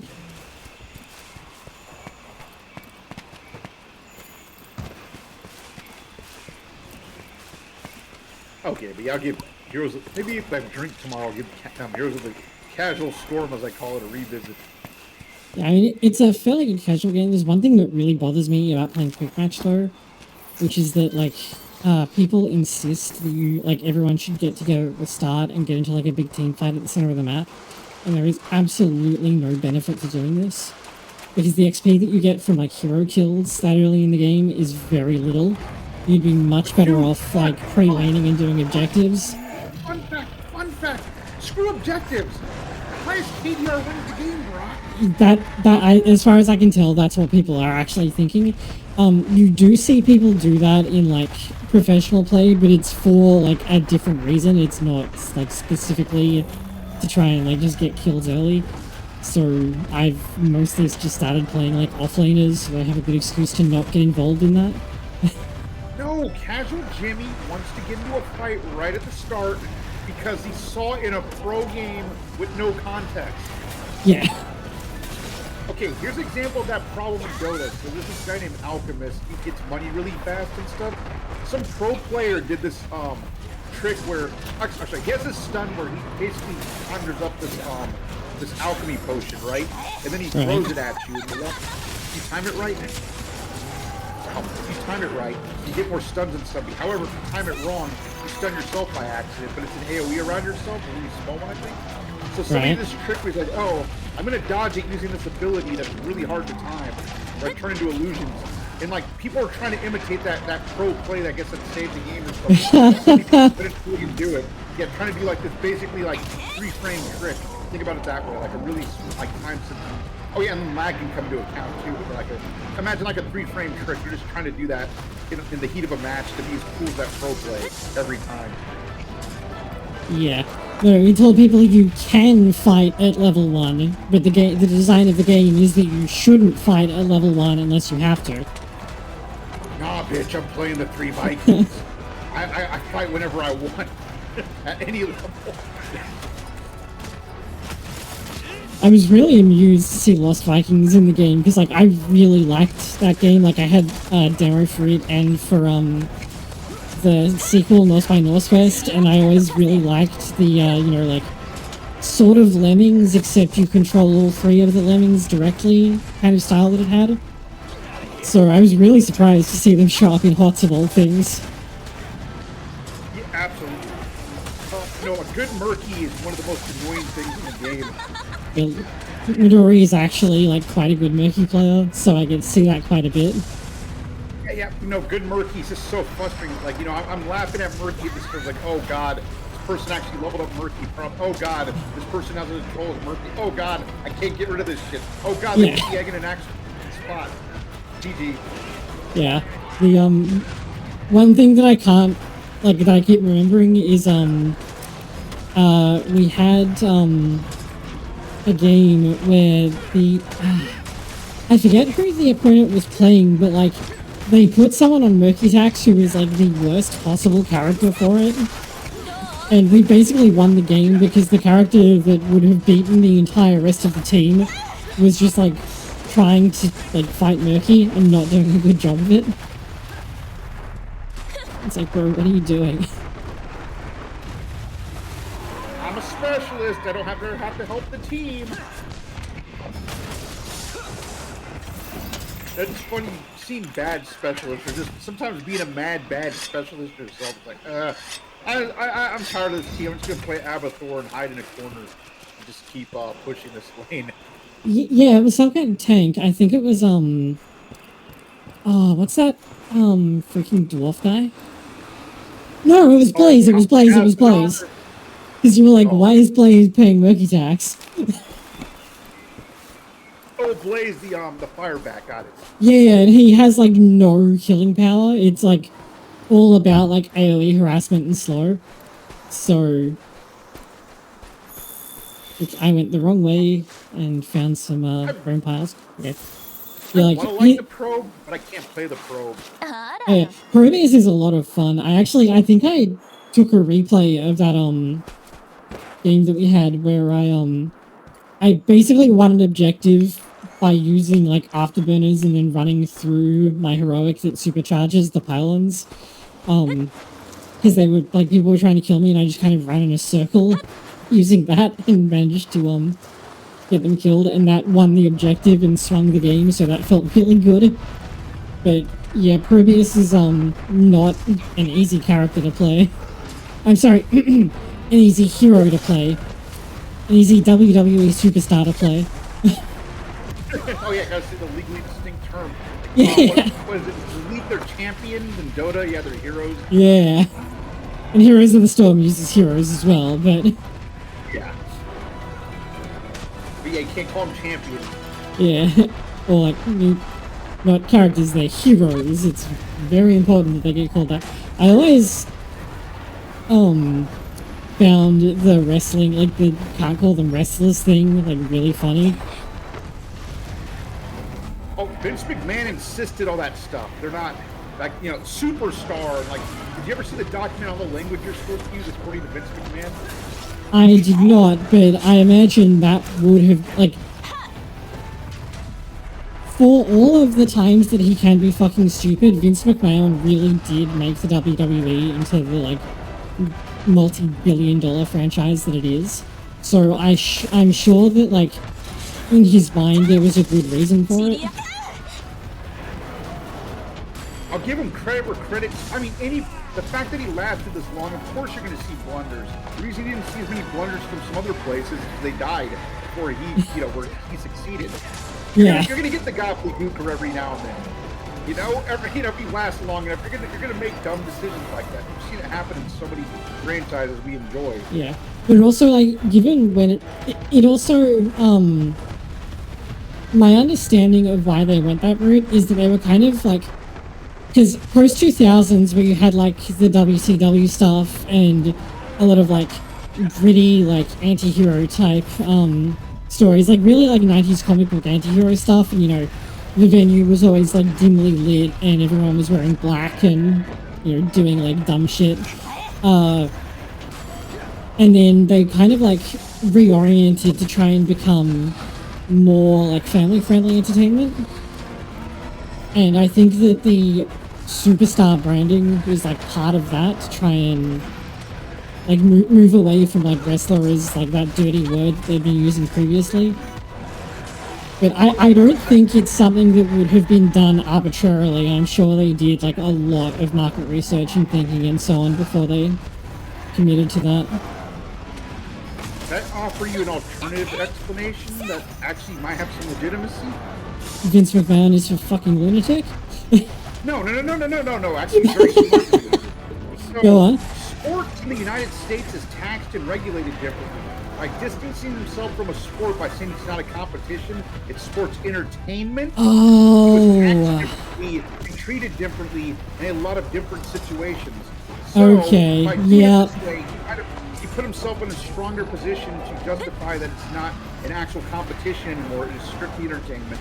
Now, I mean, the language does help with that, but that could be another side effect of him trying to get that justification, so he's handled differently in terms of taxes and other regulations. Yeah, that definitely sounds like a thing. And if that's true, I mean, I find that more plausible than some other explanations. Also, yeah, I mean, there could be part of it too might be, let's distance ourselves from like, it kind of goes in cycles. Let's have like the more rated R style. I mean, yeah, more PG-13, more like 15 plus era. Then let's get back to something more family friendly. But I think that was a big part of it too. Let's be distinct. Let's be legally distinct, as I said earlier, trademark. Unironically, I think that the family-friendly switch, which is about like John Cena really started headlining, did a lot for him as like a brand name, but really didn't do him any favors for his perception as like being a wrestler. Because when he gets to show his technical skill, he's actually quite good. But he was really like hard limited to you get these 5 moves, only do these. Because, we want kids to, like, play pretend, and those are easy to do. Your 5 moves of doom, as they call it. Yeah, that was almost, like, literally what it was, except that it was, like, the entire repertoire he was allowed to use. Because I remember at a PPV, he got a "You Can't Wrestle" crowd chant, and it was in, like, one of those, like, arbitrary tag matches where he was tagged with The Rock, and I think he was up against, Cody Rhodes and the other Rhodes, whose name I can never remember. Oh, Dustin, Cody, yeah, Dustin. Yeah. That's And what is my... Oh, I'm still tracking Rathalos like an idiot. Okay. And he beckoned Cody over, and they did this like really intricate mat wrestling sequence, and the crowd began chanting, "You can wrestle." It's like, no, like, I totally have this skill, it's just I'm not allowed to use it. So I went to an indie event recently that involved a lot of midget wrestlers, and there were some drunk fans, but they were like super fans, like they're really into it, like they're like, "Oh no, tree of woe," and like guys like yelling every like 2. They add a lot of livelihood. Like I was watching my father on this was like, "Oh my god, I hope he doesn't hate this." He was having a blast. It was great. So I started yelling things too, like there's this Canadian heel, so like they go, "Montreal screw job." But like I told my this is the truth. They want reactions, but the worst thing that can happen is no reaction. Oh yeah, you don't want a cold audience. It's the worst. Not only that, like they want they want that energy, but also gives them a chance to react to the crowd as they're telling their story through their wrestling too. That's the nice part of wrestling. Like they can kind of see what's going on in the atmosphere. They might improv based on certain reactions or certain things being yelled. I mean, like, the whole, like, Year of Punk storyline basically existed because of how, like, over he was with the fans for, like, no real reason at that point.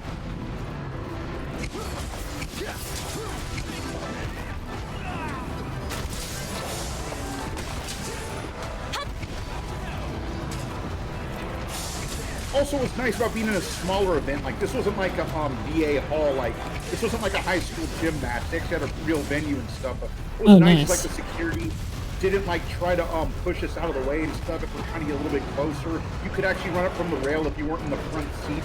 I mean, there's a lot of good positions, but like if you weren't in the absolute front, they wouldn't stop you from trying to go up on the rail as long as you're like hitting people. Like high five the wrestlers. It was just nice to get that close and have no interference. Unlike some bigger events I've been to, it's like, like it's there's so much going on that there's no way you can get down there without like a top seat ticket or something. Or worse, you could pay $1,000 for WrestleMania and still end like WrestleMania front row tickets, and still end up with people in front of you because your ringside front row seat is behind the commentary table. Oh my, yeah.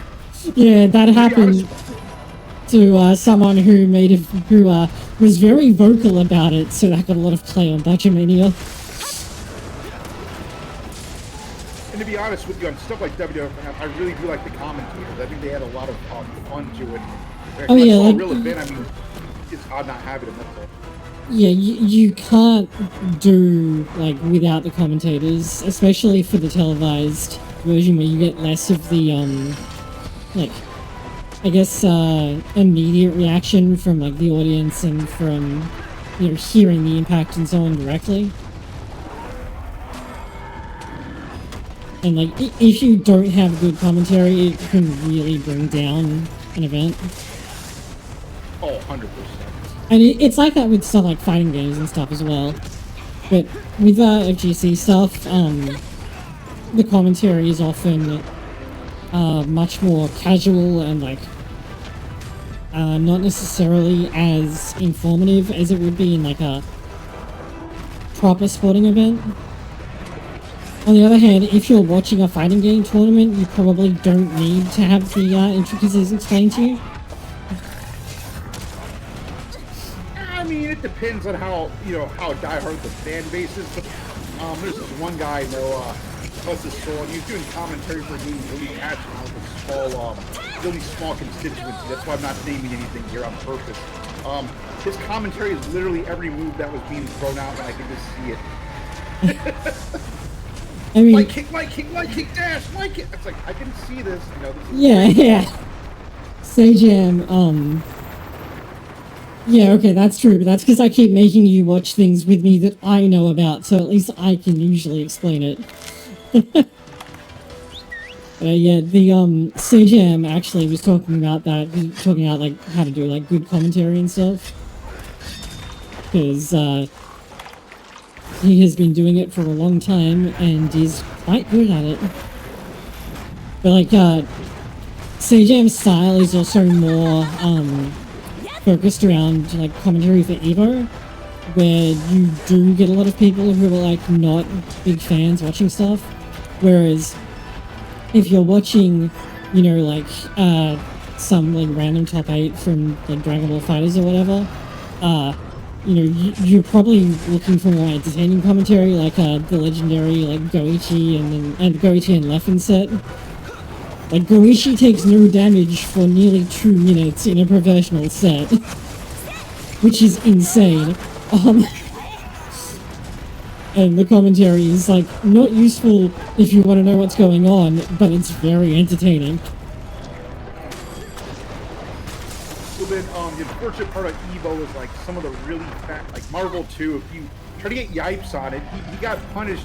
Well, he got a warning once because he made a joke about one of the South American players that was quote insensitive. But it's like you have to be careful what you say because it's more corporate. Whereas like if it's just a street match, who cares? But you know who he probably learned. He probably got that joke off the South American player too, because like. One thing that's really true about like fighting game events where you meet up in person, like people from different countries talk to each other. Yeah. No, he knew who the South American player was. His name was like Kusanagi, but like, yeah, like he called him out. He made a joke about deporting him, and they're like, I got a warning about that. Yeah, made a joke about like we need to get rid of this guy and deport him or something like that. Like, I got a warning about that. Yeah, you got a warning about that specifically because they know each other. He's like, because it's Evo, he can't say jokes like that. Even that's incredibly in character for somebody like Yikes. That's why you would want Yikes to do the commentary. Yeah, I want to point out, like, since you, have a bunch of South Americans in your server, who complains about South American, and jokes about South American internet the most in your server? Yeah. It's the South Americans. Because it's true. Oh crap. He missed. Okay. To be fair, you're watching a game like Marvel 2, they can't even explain what's going on fast enough for the game. Oh, yeah. The game is so, like, if you're watching high level, it's a game where a one-frame super can come out at any time with cable or Magneto got those dumb mix-ups.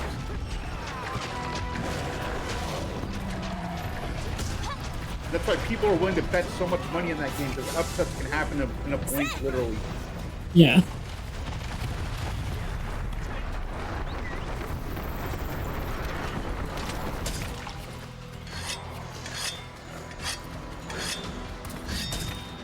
Because they've at some of the bigger like still technically locals, but like starting to approach nationals events that like Tampa Never Sleeps covers and stuff like that. They've started doing some stuff that is like really kusoge, like a Def Jam Fight for New York, which Oh, is heck like, yeah. yeah, you got infinites, you got glitch combos, like it's all there, and it's incredibly fun to watch. And they've started like not only having those, but like streaming full sets, so it's a lot of fun to watch. So I was like, hey Laura, come and watch this with me, and she's like, I have never seen this game before in my life. No, that's a fun one to watch if you don't know anything, because this game has so much atmosphere, so much style. Yeah, I mean, what's insane about it to me is that the characters like like the control scheme is super simple, but the characters actually have pretty deep move lists. It's just, and without a lot of experimentation, you just don't find out what they are.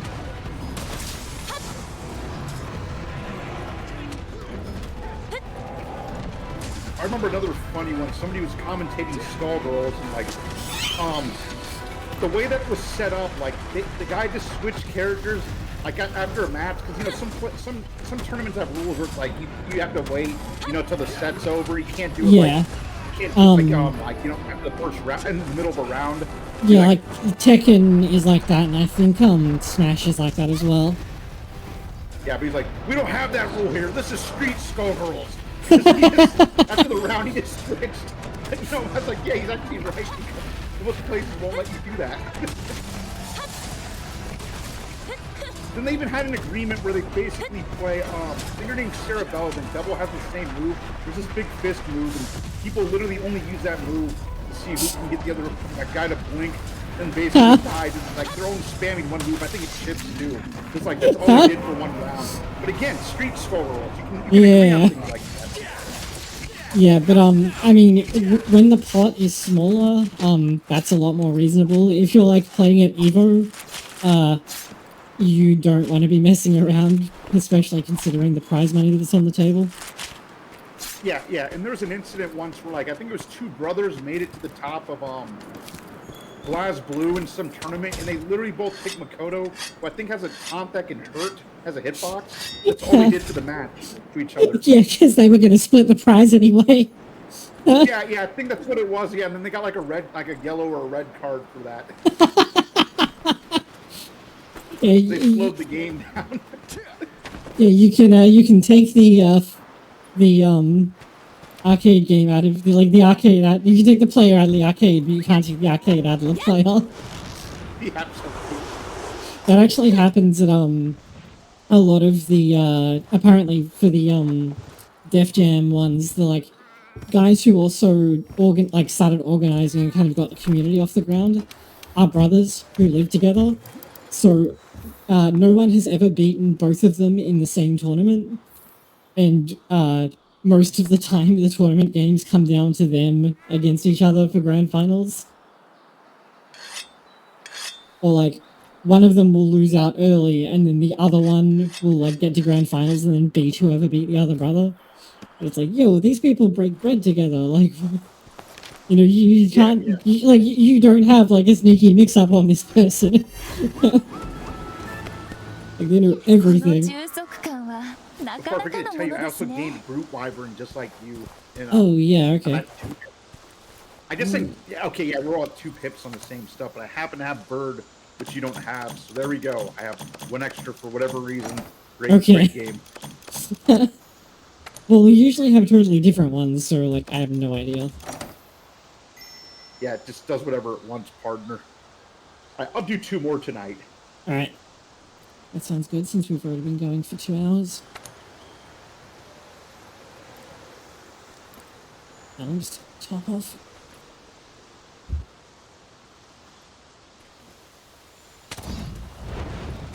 I'm having a good time. Let me get off the mouse.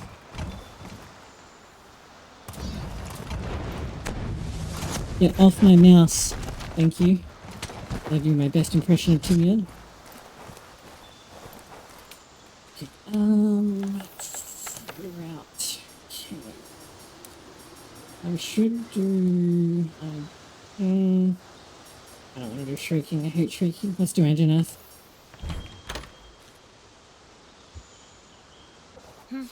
Which I think is a brute. Oh, actually, I should check if it actually is a brute wyvern. I mean, it's too late now, but I should still check.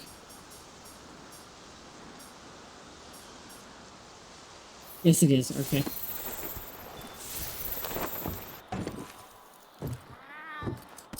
Okay, yes, it is working. Alright.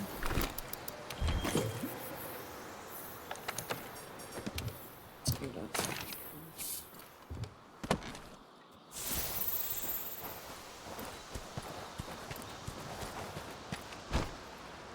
Oh, actually, oops.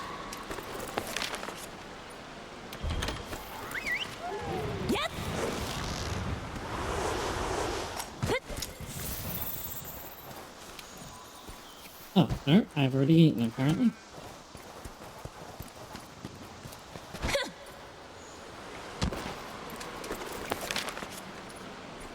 You ever watch the Sailor Moon fighting game, the really janky one? I did some research on it. I haven't seen people playing it, but I was reading the, like, I think it's like a Dustloop wiki, or it's linked on Dustloop's main page for it, and it looks amazing. Not in a good way. Blocking and taking the hit. Or like, you know, stuff where, like, you know, you can escape the throw, but only from, like, P1 side or whatever. It's like, oh yeah, this is, like, mega jank. Oh, there was a, Justice League fighting game. I just forgot its name. I think it was called Justice League Task Force. Yeah, that's it. Batman Mirror match. Player 1 has an edge because player 1's slide can work better than player 2. I guess priority. I mean, it's not uncommon to see side advantages in older games, but it's pretty uncommon for them to be, like, incredibly nasty. Like, I'm pretty sure Street Fighter 2 has, like, a side advantage for, like, throws. Like, and if things would trade, I think they may not trade, depending on who lands where, but, like, you know, nobody complains about that much, because it's only a small, like, benefit that you can only take advantage of in, like, super niche scenarios. And is less of an advantage than just picking Sagat. Random stuns? Yeah. Yeah, that's... yeah. Oh, and slow down, don't forget slow down. Yeah, different stages run at different frame rates. Just like the most cursed shit ever. Yeah, one guy was saying, like, just don't play this game, and I understood what he was trying to, what he really meant, because there's just so many nuances that just, it's like, unless we really want to go in, you do have better options in a modern era. Yeah.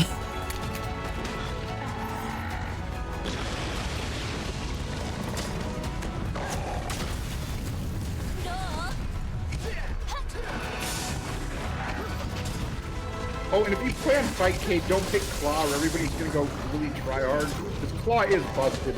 But a lot of people like to get their anger out on Claw because there's a lot of good Claw players out there. Okay.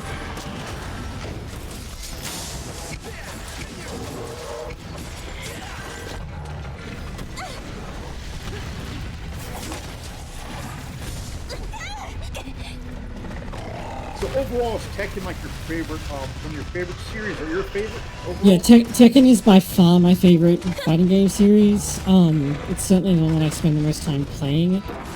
But as a rule, I generally like 3D fighters over 2D fighters. But that has more to do with them being usually less demanding execution-wise. You get on its head, you idiot. Thank you. Character jumped the wrong way. As a mad casual, I thought the timings in Tekken were harder, but at the same time, that isn't something I built up. So Tekken does have just frame moves, but they're usually not, like, specific timing based. Moves that we call just frames are generally like a several frame window, and moves that actually are frame input, frame perfect inputs, like electrics, you have to do like the entire input with each part of the input being in only one frame. So it's like just do it as fast as possible. which is actually like you have to practice it, but you can like reliably do like a Dragon Punch input in 4 frames. It's not that hard. So like, even for me who does not have great execution, it's fairly easy to play. Especially compared to a lot of 2D fighting games where like you look at stuff like Guilty Gear where it's like, oh, you have to land the hit and then do the combo, which might vary depending on like the height, whether it was a counter, and then you have like the really free-form options in Roman cancels, especially in newer games, where instead of being like specific moves have the R-seed or FR-seed, you just like have the Roman cancel button. But then you have to be pressing a new button, and then you have to do like this other combo with your 5 buttons, so like I find that more complicated. Whereas it's easy for me to just like learn a move list through practicing it. But the fact that like combos are smaller and that execution is fairly low means that, and also 3D games tend to be much slower. Like Tekken's fastest moves like come out in 10 frames. There is technically one exception to this on Yoshimitsu, but that has the downside that the hitbox is literally inside his body, so it doesn't really matter that it breaks the rules. And like for other moves that might be less than 10 frames, like Yoshi has a like a flying knee move, which technically comes out in 8 frames, but you can't do the input for it any faster than 4 frames, so at the earliest it comes out on frame 12. Whereas like in, Guilty Gear Strive, for example, and bear in mind, Strive is like slower than previous Guilty Gear games were. The fastest standing moves are like 3 frames. Right, so like... Yeah. I'm gonna joke about you and your casual 10 frames. That's like games with 1 frame load. Yeah, exactly. Like, I mean, even like DBFZ, which is a little bit slower than is typical because like the target audience was not like fighting game players per se. You have characters like Labcoat 21 who has like a 4 frame standing low. It's like, oh sure, okay. Actually, that might have been nerfed, but because people complained a lot. Hey, it didn't stop her from getting used in every friggin' tournament for a while. Yeah. And people to buy the DLC, so I mean, they did their job, made money. To be fair, I'm pretty sure she was like intentionally broken as like an Akuma type character, since she was meant to be like the last thing that they were doing for the game. Yeah, it doesn't surprise me. I mean, there are other people who were just really broken when they first came out. A lot of people like Son Goku was like busted for the longest time. Yeah, I mean, and some characters just were like too good at one specific thing. So like SSJ Vegeta, like you may not use the character for anything else except that his assist was incredible. Like by far the best assist in the game. Yeah. Yeah, I'm sure you know about like there's tiers of characters that are S tier only because they have a really important assist. That's it. Yeah. And that you like, if you actually have to fight as them, it's like you have already lost the game, basically. Yeah, that's why I picked Cyclops over Captain Commando, because at least he has a fighting chance. He has some bars. He sure does. You've seen the Justin Wong set where he just like... Oh, absolutely. Yeah, just wins with Cyclops, but that says more about Justin Wong than it does about Cyclops. Yeah, I will say this though, that inspired me to use it, but also I did like using him in the previous games, and yeah. I know a lot of people hate Scott Summers, but I do like Cyclops.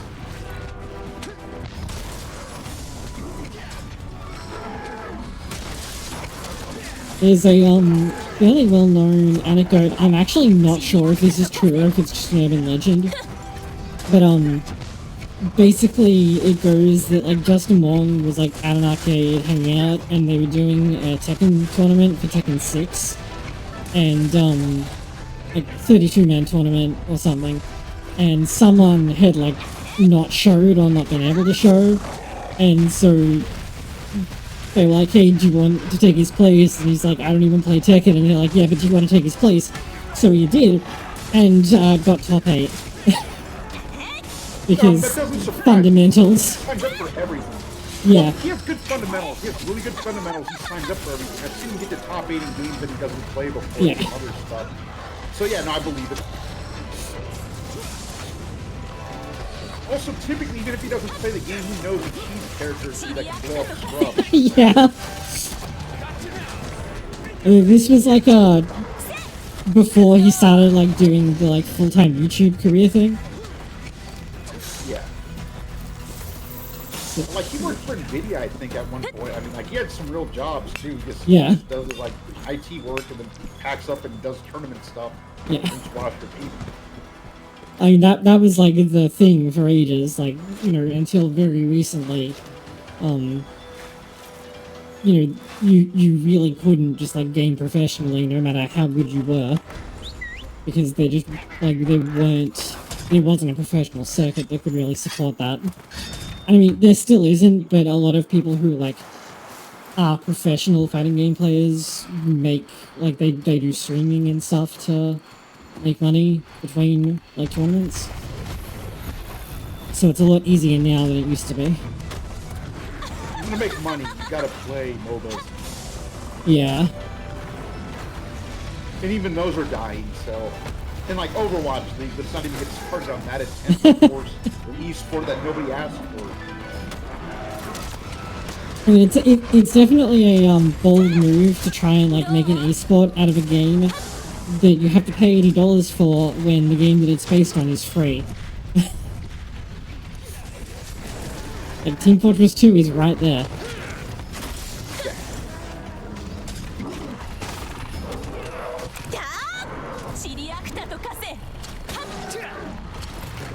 Every last e-sport was organic. It came into what people wanted to play. Yeah. Versus tried, like, you know, StarCraft 2 is another attempt to like, all right, let's make a competitively balanced game. Well, StarCraft 2 also succeeded at it a lot better than most other games do, to be fair, but they definitely, like, they really wanted to make sure that, like, StarCraft 2 would be a proper replacement for StarCraft. And I would argue that they've generally succeeded in that task.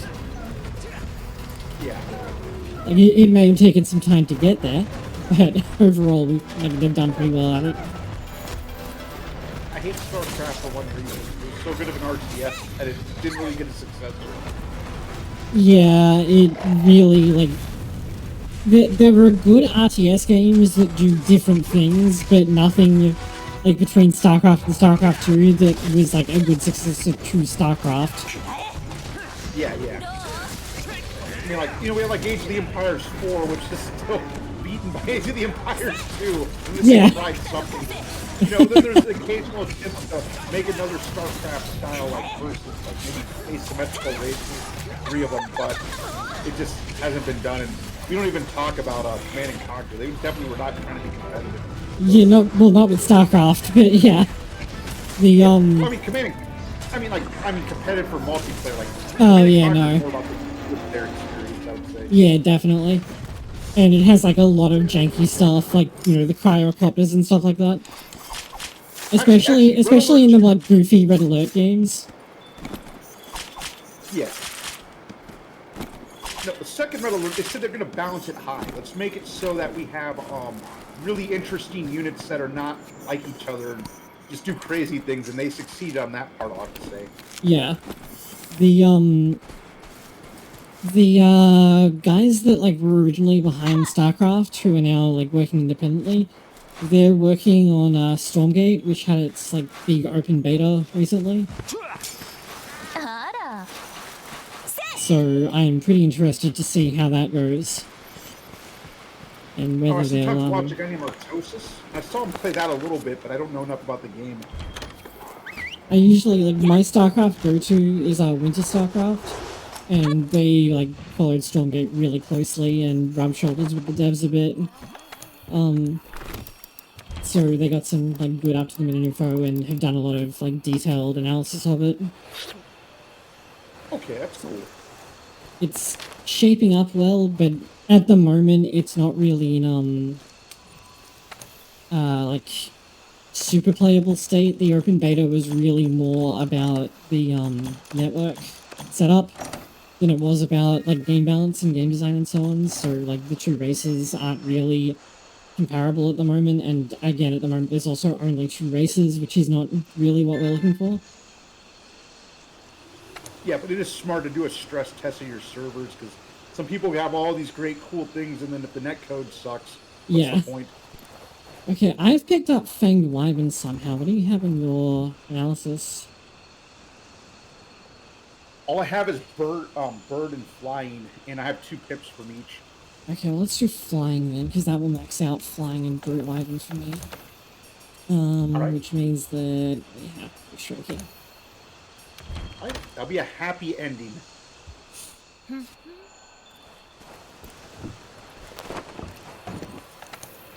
It's going to be in the Hoarfrost Reach area, so make sure that you're doing hot drinks and flies, so bring flash pods.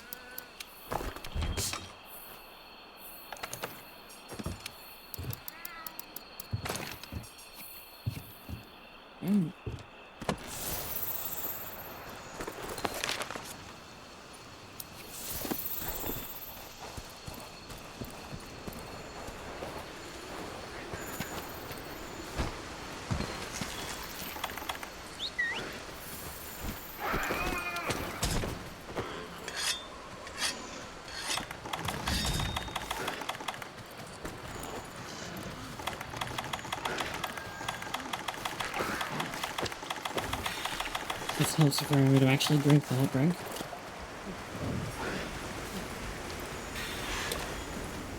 Oh, one more thing about 3D games. I do a lot of zoning in 2D games, like lots of projectile base and such. I don't really see that as much in 3D for obvious reasons. Yeah, like zoning would just probably be complete. Is it completely different in 3D versus 2D? Would you say? Like, sort of, yeah. But I mean, first of all, 3D games generally don't have projectiles. And if they do, projectiles tend to be worse because you can sidestep. Yeah. Which, but there is sort of like an equivalent to zoning in the form of like poking and like, in Tekken you would call them like a counter hit character, where the idea is that you like stay on the outside of your opponent's range and just poke into it, and then, you know, wait for them to make a mistake, and then they get counter hit and you get this huge combo at like minimum risk to yourself. That's like kind of the equivalent to a zoner in a game like Tekken or Virtua Fighter. Is Lucky Chloe that style? Because I was watching videos about like the original characters in Tekken before this.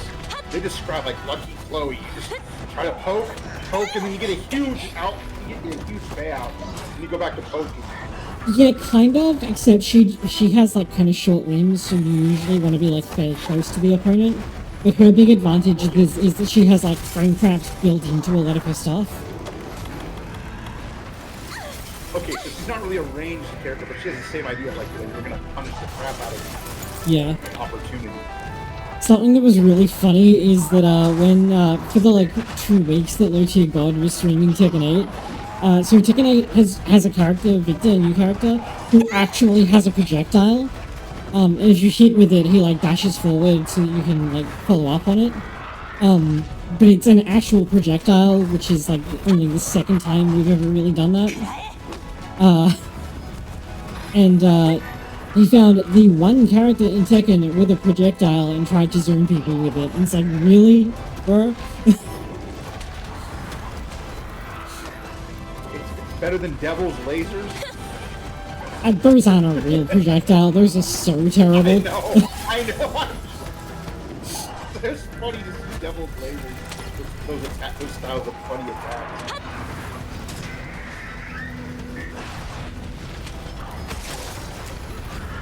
Oh, does Tekken really have chip damage too? So it previously it has been like on a per move basis. It usually doesn't exist, but some moves did have chip damage. And in Tekken 8 they've changed it so that like certain moves now like specifically do chip damage as like an engine thing. So they have a specific, like a graphical effect, and in heat mode, which you can do like once per game, every character does chip damage on all of their attacks, and some moves do more chip damage than others. Like Nina gets a bunch of moves where she like does this like set of 4 shots from like dual wielding pistols. Those can be blocked, but they do like a crazy amount of damage, like chip damage. So some characters are like specifically leaning into that concept, but usually there isn't that much chip damage. The fact that it's like front and center has actually been a significant point of contention with Tekken 8, because that kind of slow defensive style of play is a big part of what makes Tekken Tekken. And it seems like they really wanted to try and make the game like more fast-paced and flashier so that people would want to watch it at tournaments more. That's funny because one of the issues is like they keep nerfing zoners and trying to get rid of the style and some other like Mortal Kombat. You can't zone nearly like some other stuff. Yeah, although Mortal Kombat was always like that to an extent. Like even in the very first Mortal Kombat, like, you know, Sub-Zero's ice balls had huge recovery on them, and like same for Scorpion's spear. Like they had a lot more recovery than, you know, a Hadouken did. So I think that there was always a desire to not let zoning be too much of a thing. Yeah, I mean, some of the later ones, like MK9 was just bonkers for everybody, but like there was a lot of prominent zoners in MK9, and like 10 and 11 had some decent ones too. But like just in general, I'm noticing a lot of stuff like they're trying to kind of get rid of that projectile play, because I guess it's not as exciting as some people as rush down. Yeah, yeah, although I like how Street Fighter has done it in 6. Where like you have tools to get in, but zoners also have tools, and they can like make use of the drive gauge in their own way. So it's not like you can never zone again. I mean, understandably, since they introduced JP, who is like a really cool zoning character.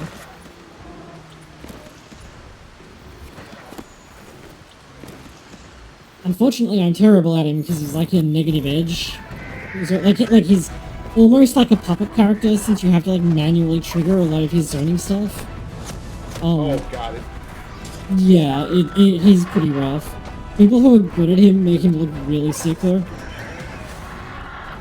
thought the game was supposed to be more accessible and not have cool mechanics like that. I mean, you can play him on modern if you like, which makes him a lot easier to play, but like, he's also a lot worse. JP is one of the characters who is like crippled the most by going to modern controls.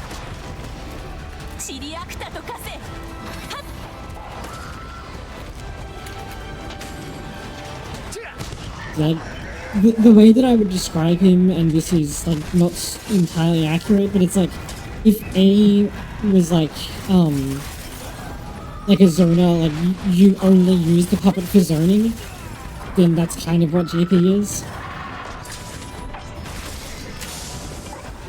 Except he... Unial? Sorry, Unial. Underbirth, briefly, but I find games like that are pretty difficult for me to play just for execution reasons. Yeah, execution aside, everybody had like half-screen normal tonight. Yeah, and a lot of the game is like centered around the like game mechanic with that like gauge thing that goes around. Yes, you're fighting over the gauge that gives you a cancer that can be really potent if you know what you're doing. Yeah.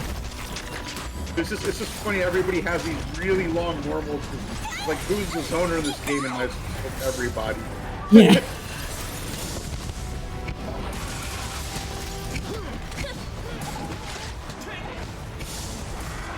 Oh, but being an old angry man, I like my good projectiles and number of games. Yeah, there's a few you do get characters who have like example like soft zoning as well, like in like Soul Calibur 2 for example, Keelik has that staff and you can basically zone people with it. think the biggest thing for 3D games is a lack of shit damage. Because at least in 2D games, I have the threat of killing you if you can't do anything and you keep blocking. Yeah, although the last hit. Actually, a number of 2D games also have like the last hit. You can't kill unless it's like a super. Yeah, last hit protection. Yeah. Maybe that's why I like my old man games, because you can get away with all that stuff. It's like, oh, can't figure out what to do. Sorry, you just died next. Soul Calibur 2 has the Soul Charge system, and one of the things that it does is it adds like chip damage to some moves, and like some moves will actually become unblockable if you Soul Charge them fully, which is pretty interesting. Oh yeah, so you have to know how to dodge him. No, I remember someone hitting me with a bunch of those, but I didn't really understand what was going on. Like, alright, you know how to dodge these. Fuck, I can't read this in time, so it's not yeah. the game.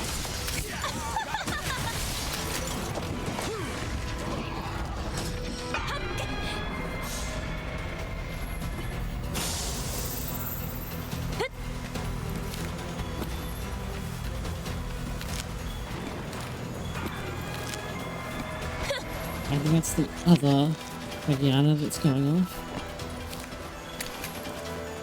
Yeah, like the Persona fighting game's one of those, like, yeah, if I had better execution or understand what's going on. Yeah, execution on that is disgustingly high. Yeah. Like, that was aimed at people who will... That was, like, squarely aimed at their core Blade Blue audience. Play the baseball character, bro. Oh yeah, he has like the Junpei, he has like the dumbest super ever. Where he just like has this like really complex charge mechanic and can... But isn't it also like related to deflecting projectiles or something like that? Yes, he literally gets strikes, like hits and miss. Like he has like strikes and hits and balls. Like there's things that represent that, and then I forgot how the payout works. So you're literally like managing a game of baseball playing that guy. Okay. I do have to give Arxis credit for trying to give people unique mechanics, even if they're that crazy. So it does make it more interesting. They sort of had that in like Guilty Gear to begin with, but Blade Blue is where they started like really working on that as being like concept that they were going to have as like a core concept in the game. So like in Blade Blue, for example, you have 3 buttons, and then the 4th button is like a character specific button. Yeah, called Drive. Yeah. Yeah. I wanted Blade Blue so badly, I like pre-ordered a copy of it, of the Japanese version, because the Japanese version actually has like the full English localization in it. Due to it being a port of the arcade like re-release, which had a full English localization, despite not being released outside of Japan at that point. And because that came with the soundtrack, so I was like, yes, I must have it. And then the game turned out to actually be terrible. That's besides the point.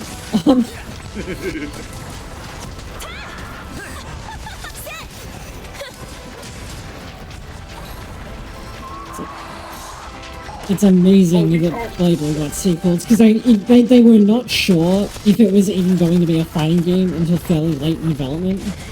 Because they were like, they just started like, yeah, they initially started jamming on like just the story, and then started thinking afterwards about how they wanted to do it.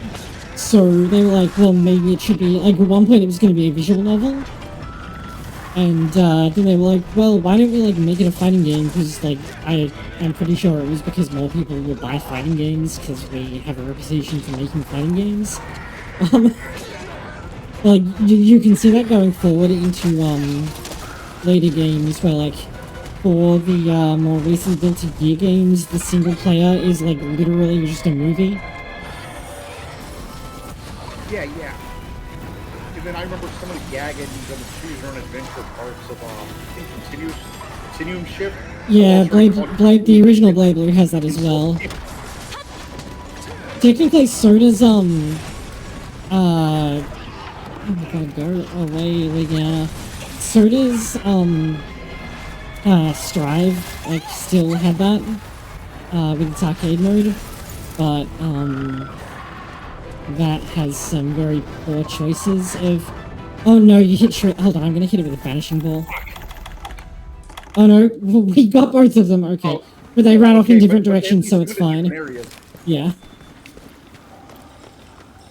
So Strive has an arcade mode which branches slightly depending on like if you win and if you beat the last boss, and did some pretty dumb things with that, which I won't talk about on stream because I'll get cancelled. But yeah, they could have done a better job with that. But yeah, like the actual like single player story mode just being a movie, I think is probably a good idea because it resolves a lot of the previous issues where it was like if you wanted all the lore, you had to play the game, you know, a million times with each character, and you had to, you know, sometimes do really difficult things. Like in XX, there's a bunch of like endings and stuff that require you to do some pretty difficult stuff that most people were never gonna see. I did like how MK9 handled the whole story idea where it's like you watch a movie, they talk shit, you do the fight, and then the movie continues. Yeah, they've kept that up in the later games. It works really well. If I had a particular criticism, it's that it went away in Mortal Kombat 1, the like new one that is actually called 1, whereas the original one was not called 1. Where they like went back to the really like Shaw Brothers aesthetic. My main criticism about like Mortal Kombat 10 and 11, and I know this sounds really ridiculous, is that the cutscenes are like too gory and like too realistically gory. Because like Mortal Kombat being gory was never like why it was a thing. Like, and the gore was never really gory. It was really goofy, right? The issue that I have with it is that when they do fight scenes in 10 and especially in 11, they're usually really, really good. Like there's a scene in the Flesh Pits in Mortal Kombat 11's Aftermath DLC where like Shang Tsung's party fights a bunch of guys, of like NetherRealm guys, and the choreography is like incredibly good, and then it just goes away because they have to do some like arbitrary gore stuff, and it's like, no, like go back to what you were doing. You were doing better before. But Mortal Kombat 1 kind of backed off on that and focused more on the like Kung Fu style, like Kung Fu movie style choreography. So I was quite happy with that decision. Also, unlike a lot of people, I think it's like incredibly funny to call a game that is a reboot that basically covers like a redone plot of the original game, which was unnumbered, and call it Mortal Kombat 1. I think that's actually really funny.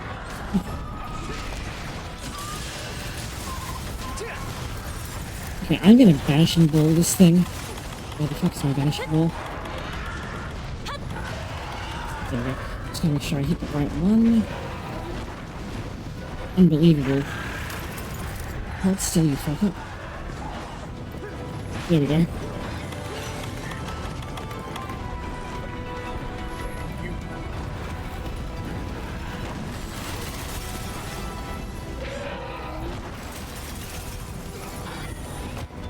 Oh, wait, really? Oh, yeah, it did! I forgot. Yeah, Lauren's right. There was a bunch of, like, Blade Blue spin-offs called Crossplayers, which were literally visual novels. You need to get that roguelite, which licensed out the characters. You know what I'm talking about? No. Oh, okay. Forgot its name. I'll link it to you after this. My buddy showed me. It's like, yeah, they licensed out the characters in the movie, and like the story justifications that you're sometimes controlling puppets of these characters. I mean, like this robot. Yeah, these characters are your puppets, your avatar in this virtual world or something. But they literally licensed out all the characters. So, for example, like I told my buddy to play Lambda, or sorry, B13. They picked B13, and like maybe her first ability upgrades, like, oh, she gets like 3 times as many swords. Now you do poison damage, blah blah blah. Okay. It's a pretty interesting action look like. I gotta find the name of it. Okay, yeah, that sounds interesting. It's not that expensive either, so depending on how much big your backlog is, might not be a bad idea. If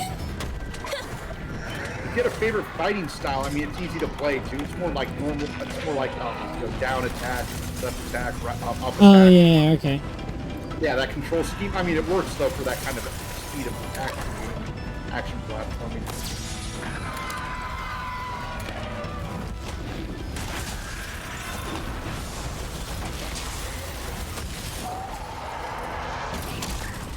Okay, I'm kind of sick. that was really cool. I saw it doing like a counterattack, and I managed to like hit it. I hit it, and it went to do a counterattack, and then I like tackled through the counterattack, and then moved under like inside the next part of the attack. So I just dodged the whole thing. What a badass! Saved the whole fight. Rare footage of me actually doing something cool in this game.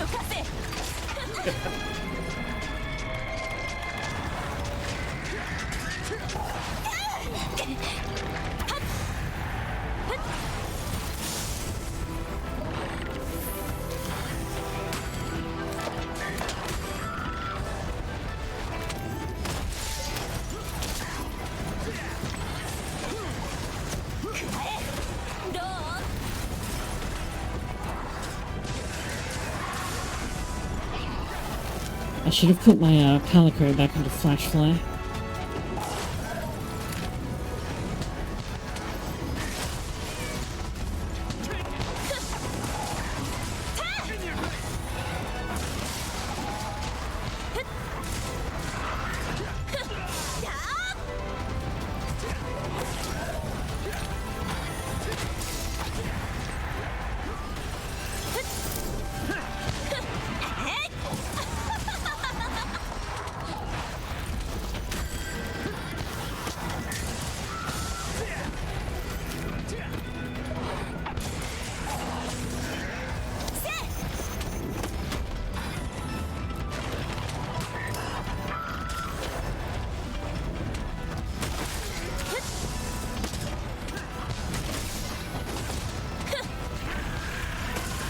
Gianna. That's the monster that does the animation that I was noticing that Yangaruga shares. Okay. It just did it then, and I was like, that's where I was recognizing it from.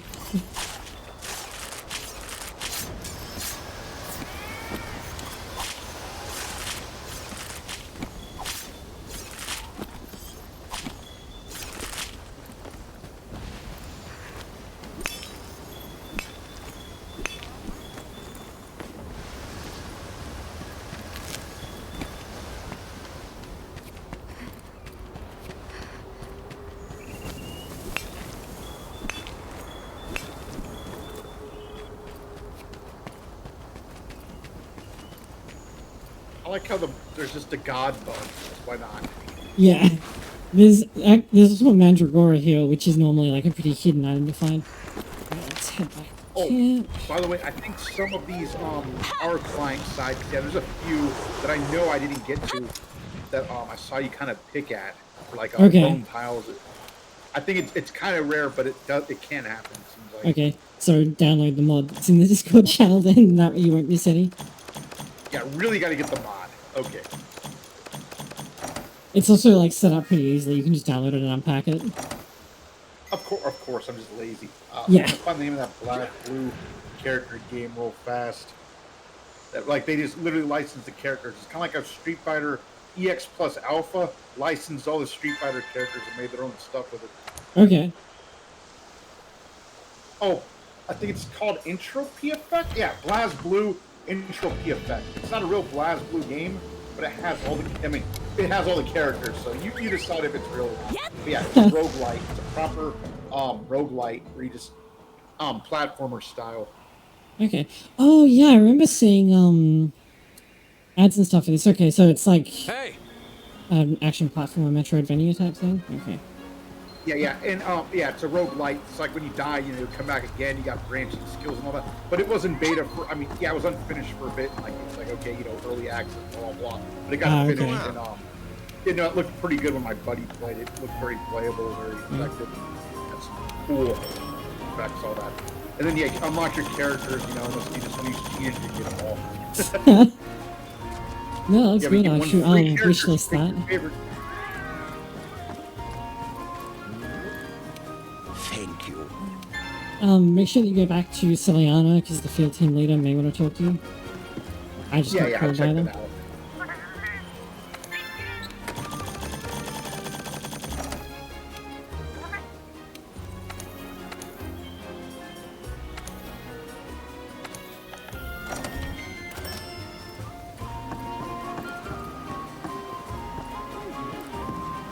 sneeze. Oh, hopefully that didn't come through too loudly. Oh no, you barely heard it. My cat's looking at me, giving me a filthy look because I woke him up when I sneezed. Yeah. Yeah, I like to joke about sneezing or coughing ASMR, unintended. Okay, that should have unlocked Sleep Now in 5. We can do it next week. So that's all from us. So we'll be back next week.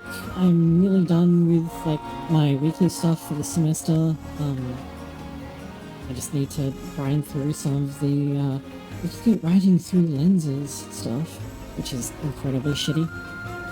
But fortunately, it doesn't have to respond to other students very much. Because now I can respond without damaging anyone. Let me know if the layout, like if I should change it or anything, if it's like not enough game on screen. My preview of it on OBS is like itty bitty, so it's hard for me to tell. And yeah, we'll be back next week. Thanks for coming by. Thanks for hosting.